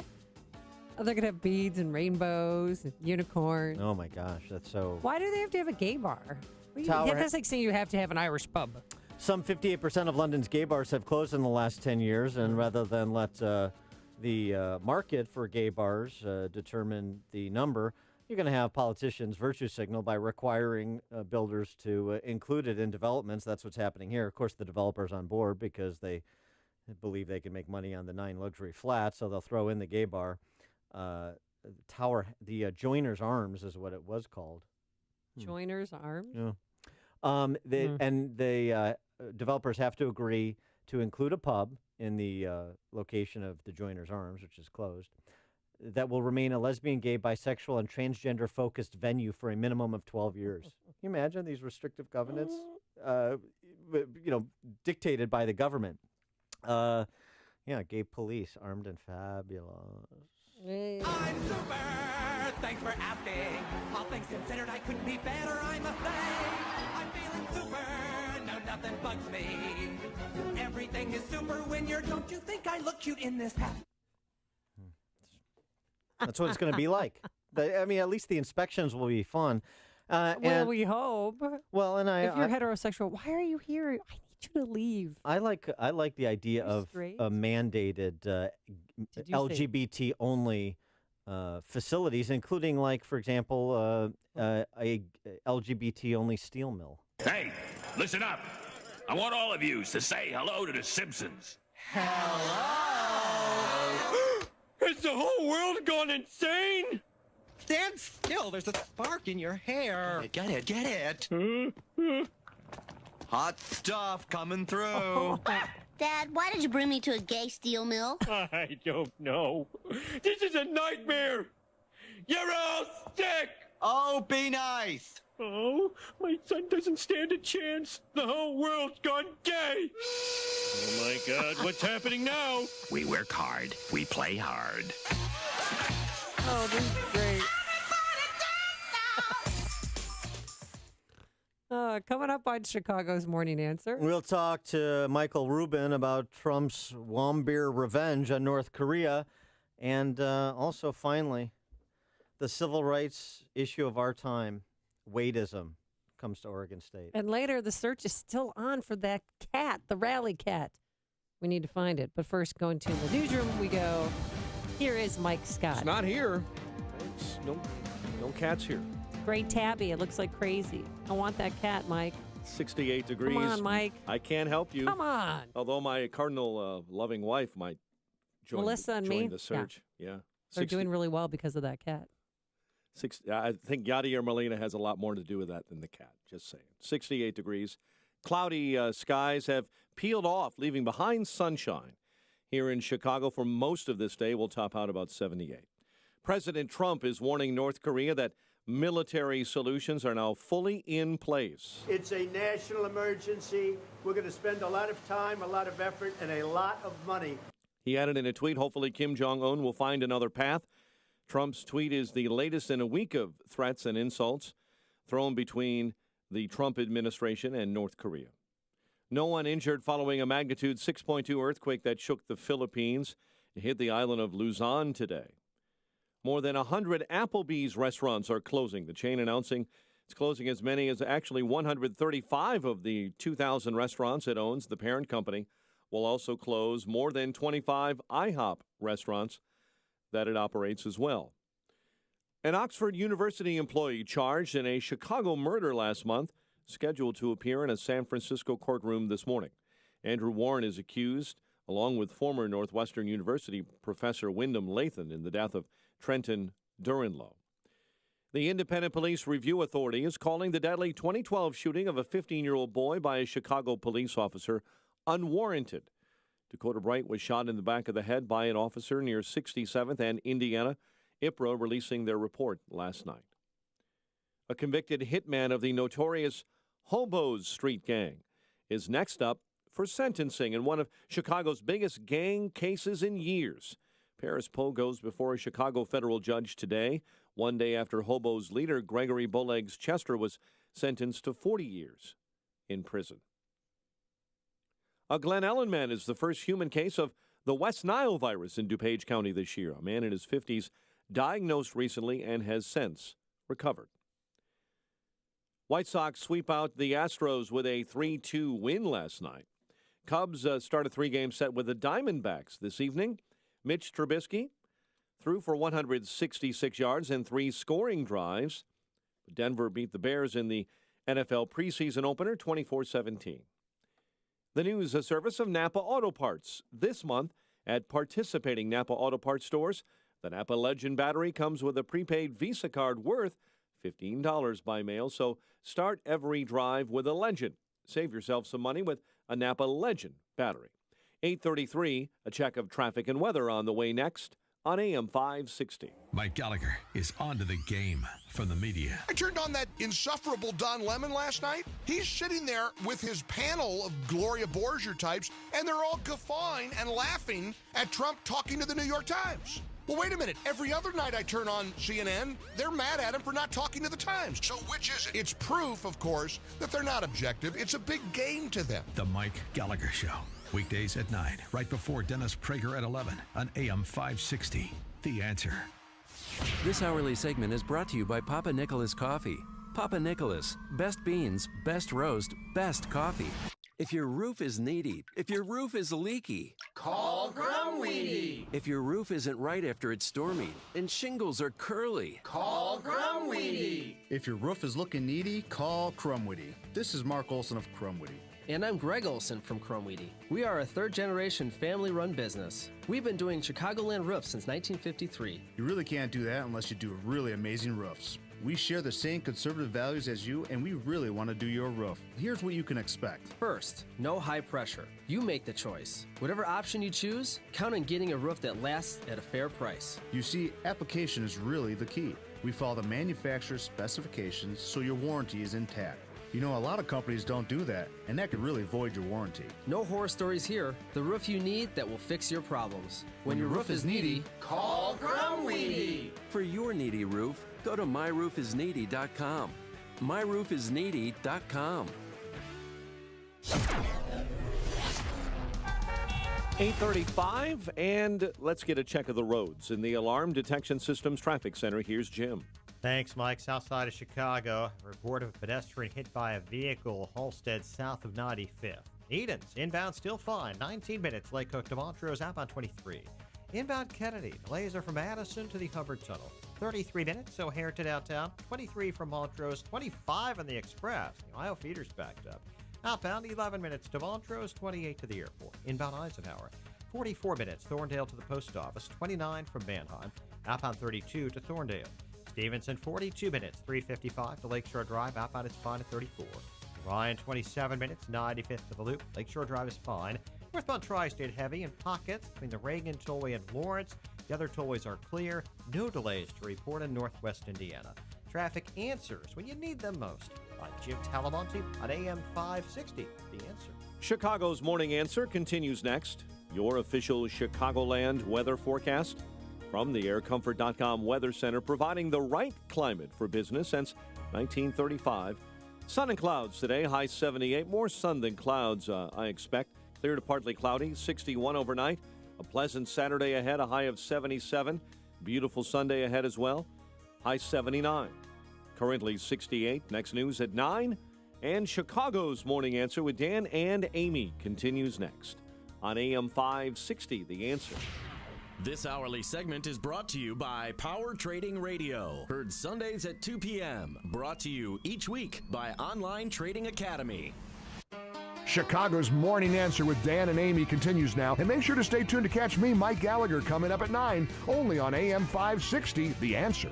Good morning, Dan and Amy. So, a lot of reaction from Democrats and their handmaids in the D.C. press corps about Trump's rhetoric in the direction of Kim Jong-un and his despotic co-conspirators in North Korea. Trump yesterday suggesting maybe he didn't go far enough. And frankly, the people that were questioning that statement, was it too tough? Maybe it wasn't tough enough. They've been doing this to our country for a long time, for many years. And it's about time that somebody stuck up for the people of this country and for the people of other countries. So, if anything, maybe that statement wasn't tough enough. And he's not letting down. I mean, tweeting out this morning that we're locked and loaded if North Korea pulls the trigger. Democrats are also concerned about security and the security interests of the American people. Are you sure? Let me give you an example. Okay. Kathleen Rice, she's a congresswoman from New York. She tweeted last night. Trump's not the only one using Twitter. I'm just going to say it. The NRA and Dana Lash, they're one of their spokespeople, are quickly becoming domestic security threats under President Trump. We can't ignore that. So President Trump and Republicans are focused on North Korea, the intelligence agencies, North Korea, Department of Defense, Mattis, North Korea. The Democrats, as exemplified by the good Representative Rice, focused on the NRA as a threat to our freedoms And sweet and Dana existence. Lash. I mean, it's so ridiculous. Yeah, so there you go. Just to give you a little sense of why the Democrats are the super minority party in this country. For more on the serious side of this discussion, that would be the North Korea side, we're pleased to be joined by our friend Michael Rubin, resident scholar for the American Enterprise Institute. Michael, thanks for joining us. Hey, thanks, Dan. Hello, Amy. So should we be stockpiling foodstuffs and building fallout shelters? No, I don't think so yet. That said, look, when you kick the can down the road for decades, eventually the road comes to an end. And that's where we are right now. And what's really, really silly, Dan, is when people are complaining more about Trump's rhetoric than recognizing that the real problem here is a communist regime which has lied and cheated through decades of diplomacy. And then North Korea responding by saying that President Trump is a senile man. Well, I mean, it's always amusing to look at what North Korea is saying, and on the internet they even have North Korea denunciation generators and North Korean rhetoric generators. It's become so cliché. It's the East Asian equivalent of Baghdad Bob, if you remember that from the Iraq War days. Well, and to the rhetoric, David Ignatius had a piece on this about the U.S. not being able to go it alone against North Korea in either war or peace. And he's a little bit of two minds on Trump's rhetoric. He talks about Trump's inflammatory rhetoric potentially being destabilizing. At the same time, he says Trump's hope for a diplomatic solution depends on convincing North Korea and China that he's ready for the, quote, fire and fury of nuclear war should negotiations fail. So is his rhetoric out of bounds, or is it tactically intelligent?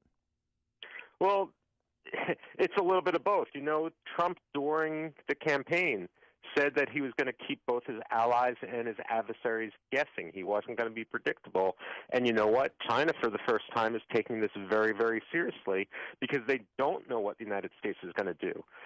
During previous crises, whether the president in the White House was Democrat or Republican, the Chinese kind of figured it was all bluster.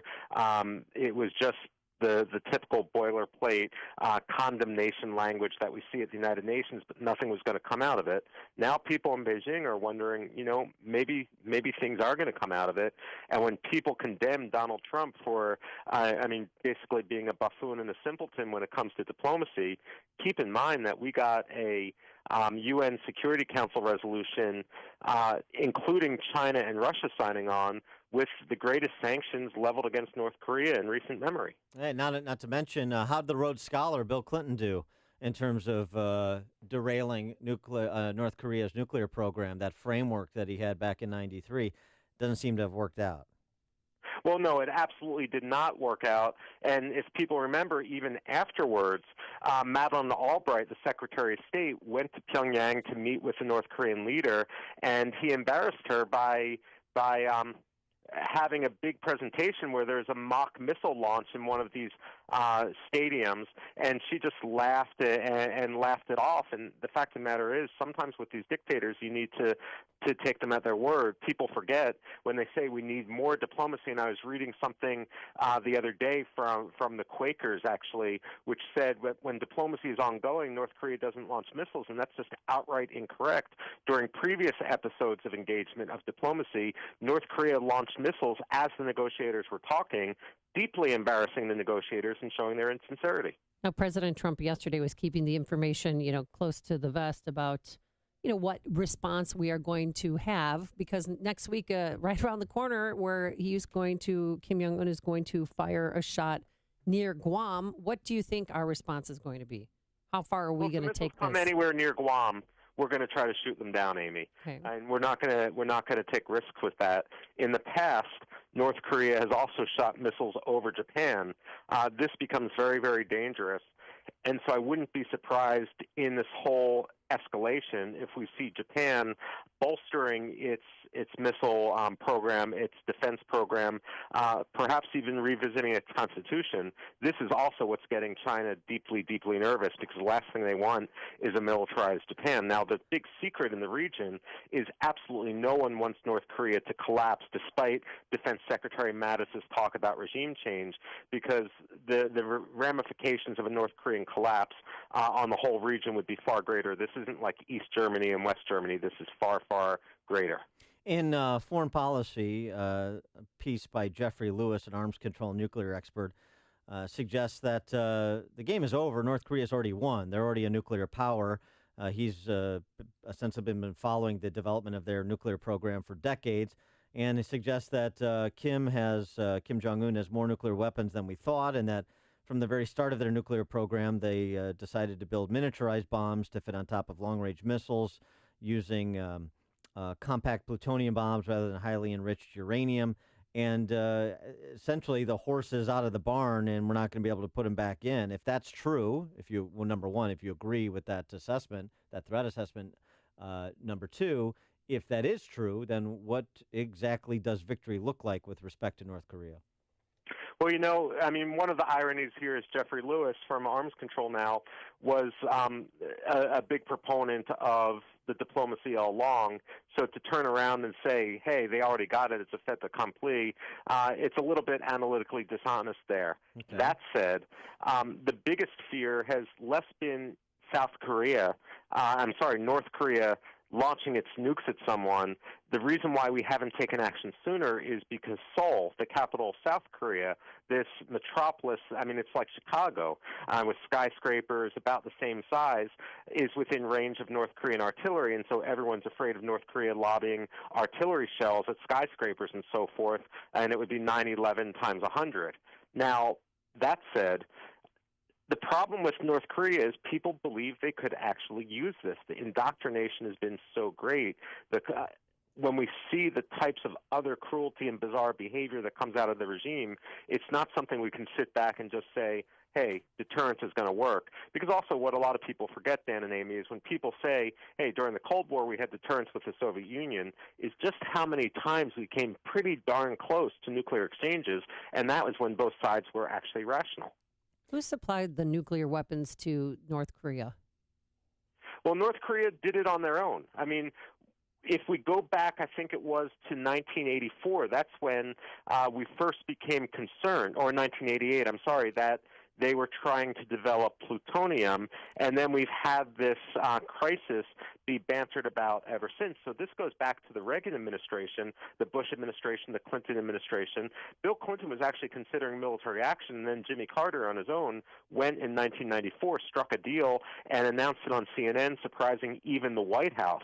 So, in a way, this is also part of Jimmy Carter's legacy. Vali Nasser over at Johns Hopkins suggests that if you want a blueprint for the best outcome here, all you have to do is look at the Obama administration's Iran deal. Well, no, and I think he's got that just backwards, because we have the same negotiators who negotiated the Iran deal that actually negotiated the 1994 agreed framework. Yeah. North Korea cheated on it all along, and so when you look at North Korea today, you're looking in the crystal ball at the future of Iran, and don't forget, there have been Iranian scientists at almost every North Korean missile launch, North Korean scientists in Iran's nuclear program. These two are interrelated, and so Vali Nasser, I think, is just trying to sort of save his own legacy in advocating for the Iran deal, but ultimately both have been disasters. He is Michael Rubin, resident scholar for the American Enterprise Institute, author of a number of books, including Dancing with the Devil and Kurdistan Rising. Michael Rubin, thanks so much for joining us. Appreciate it. Hey, thanks, Dan. Thanks, Amy. And he joined us on our turnkey.pro answer line. Connect with Dan and Amy using the AM560 mobile app. Download it today at 560theanswer.com/mobile.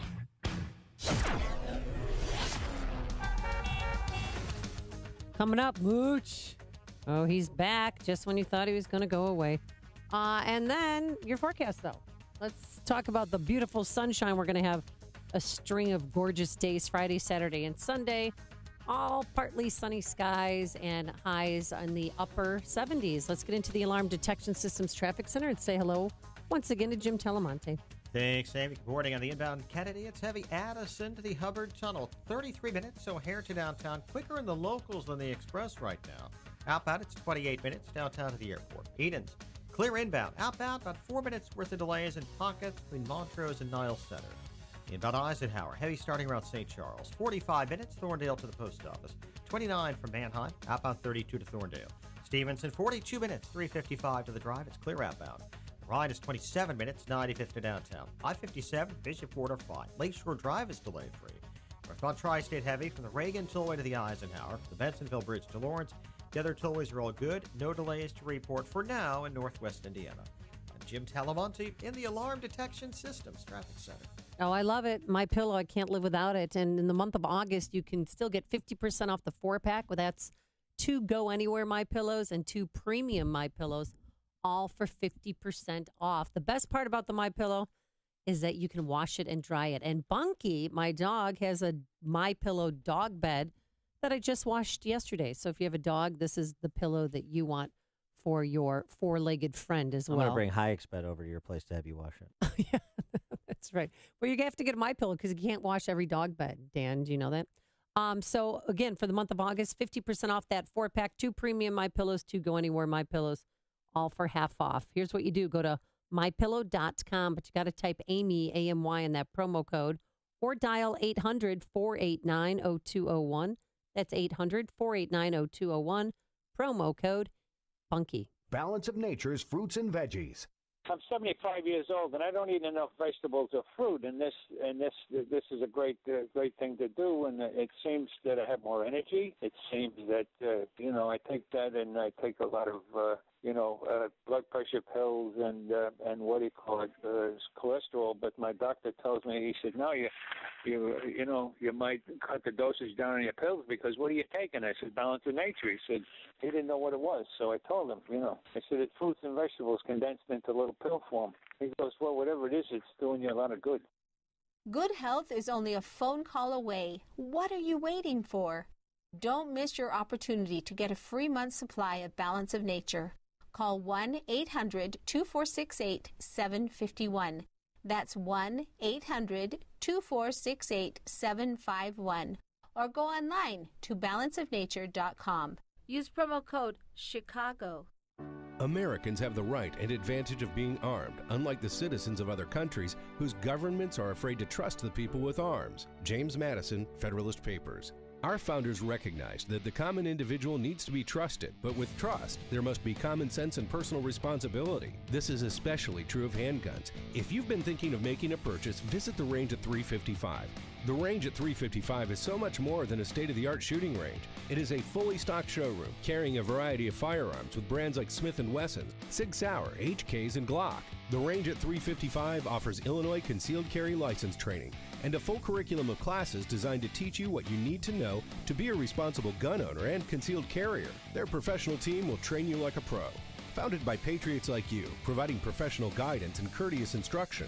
Trust your skills to the pros at the Range at 355. For range hours and class info, visit range355.com. Range355.com. Signature Bank is Chicago's fastest growing independently owned business bank. It's a bank where relationships still matter. Signature Bank knows your name and your story. I'm Dan Proft, and I know this because Signature Bank is my business bank. If you think all banks are the same, it's time to think about Signature Bank Chicago. I'm Pete Olson, head of commercial banking at Signature Bank, where the people who own the bank operate the bank. Not in an abstract way, but in the same hands-on, personalized way that you run your business. We don't rely on a legion of business developers to find new relationships. We don't trust an outsourced phone bank to address your customer service needs, and we don't delegate decision-making to some anonymous credit committee that you'll never meet. We do everything we can to help you succeed, because if you don't succeed, we don't succeed. Call us today to see the Signature Bank difference. Signature Bank is looking for their next success story. Learn more about turning your business vision into reality. Visit signature-bank.com. Signature Bank, helping local businesses succeed. Member FDIC, Equal Housing Lender. Hey, you've heard how Automated Systems excels at assisting companies with systems integration and FDA compliance, but they're also a staffing leader. They supply handpicked elite leadership, subject matter experts, and proven technical professionals in engineering, quality control, and FDA compliance to support the life sciences field in executing mission-critical projects. ASI provides highly specialized pros to deliver projects on time and budget. Don't pay a lot more to a big consulting firm, and don't trust the big temp agencies to supply the talent you need. Call Laz, my friend Laz at Automated Systems, when failure isn't an option. ASI is retained by all of Chicagoland's Fortune 500 life sciences companies, from big pharma to startups, and excel through a culture of excellence in execution. For a staffing, compliance, or automation evaluation, call Laz now at Automated Systems at 844-HIRE-ASI or visit AutomatedSYS.com. That's 844-HIRE-ASI or AutomatedSYS.com. Scoundrels are not exclusive to politics. They're smart enough to occupy necessity service industries like the automotive business. As a real estate broker, my car is a lifeline and a total necessity to my business and my family. which is why I had to seek out an honest, truthful auto service provider. For over the past decade, I've put my trust in Craigies Mobile Service Center on Lake Street in Addison. Craigies handles full auto repair on foreign and domestic vehicles. They pride themselves on providing you the best cost-effective auto repair and expert advice. Craigies has full service bays and truck lifts that can service and manage your whole fleet. They also provide priority service for your business and can track each vehicle, alerting you to the repair before you need it, keeping your guys on the road. Since 1959, Craigies Mobile Service Center has thrived through 10 presidential administrations, giving you reputable, dependable, and honest auto repair. Do yourself a favor. Just go into Craigies on Lake Street in Addison. See my guy Vic. He'll set you up. Tell him Sean from Elmwood Park sent you. I approve of this message. One of the biggest fears for retirees and soon-to-be retirees, do I have enough? Do I have enough money to last for the rest of my life? I hear it every day when I meet with individuals, and it's for good reason. Check this statistic out. If you were born in 1800, you could expect to live until you were 39 years old. In 1900, 49. That number jumped to 68 in 1950, and today it's 79. How many people do you know that are in their 80s, in their 90s? Hi, this is Tom Fortino, host of the Alpha Wealth Hour, heard every Saturday at 9 a.m. here on AM 560. So how do you help ensure you never run out of money in retirement? The answers are in our special report, Maximizing Income in Retirement. In this powerful report, you'll discover successful tools and strategies on how to help turbocharge your income in retirement and how to position and protect your money regardless of what happens in the stock market. Call now to receive this report, Maximizing Income in Retirement, and will include 6 strategies to tax-free income. Call the Alpha Wealth Group, 630-519-4742 right now to receive your free report. That's 630-519-4742. Investment advisory services offered through Retirement Wealth Advisors, Inc. AM 560, The Answer. If you're looking for the latest news, insight into what it means, and the sharpest opinion, there's only one station in Chicago where you can turn, and it's this one. We're AM 560, The Answer. So I was with the gentleman from the South Suburban chapter of Sertoma last night, Amy. Of course, you know what? I thought that's where you were. Sertoma, Service to Mankind, good philanthropic organization, good group of guys, and we talked a little politics and philanthropy. Did you talk about the red pill? They fed me dinner and got a little boat ride out of it, so it was a nice evening. I didn't get a chance to see these special weekend updates SNL is doing throughout the summer, I guess, but so I don't know how insufferable the totality of the show was, but I did see Bill Hader as Scaramucci, and Bill Hader is really good. If you haven't seen the series Documentary Now with Bill Hader and Fred Armisen, you should check that out. They do great documentary spoofs. But Hader as the Mooch, it doesn't get better than that.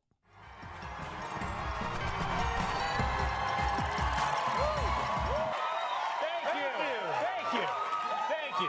Good evening, everyone. Welcome to Weekend Update Summer Edition. I'm Michael Che. Oh, no, that's not it.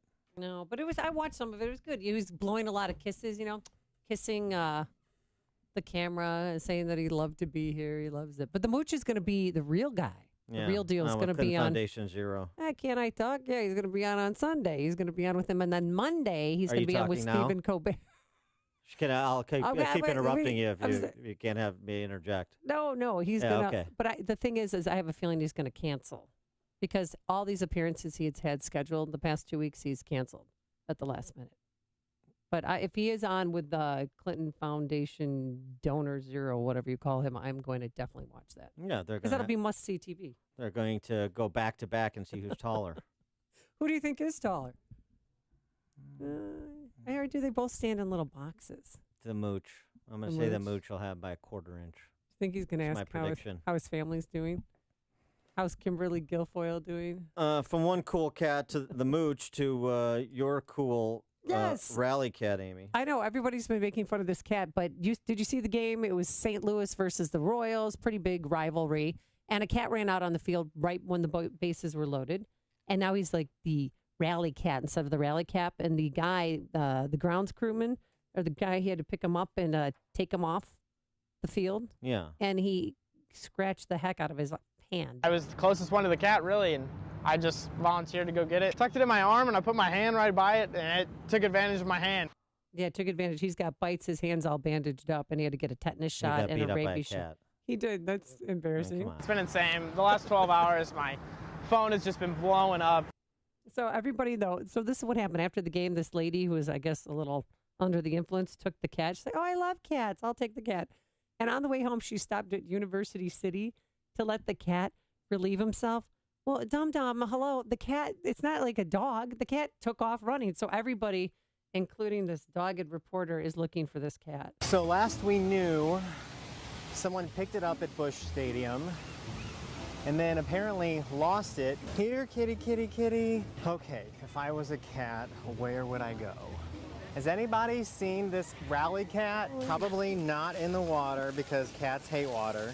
I'm so glad that you play that because it reminds me why I don't watch local news. And that was the lead at KSDK, the NBC affiliate. The lead story at 6 o'clock yesterday. So everybody's looking for the cat. Of course it was. Thanks so much for making us part of your work week and your mornings. Thanks to Justin Kosick, our technical director, and Keith Conrad, our executive producer. Have a great, happy, healthy, and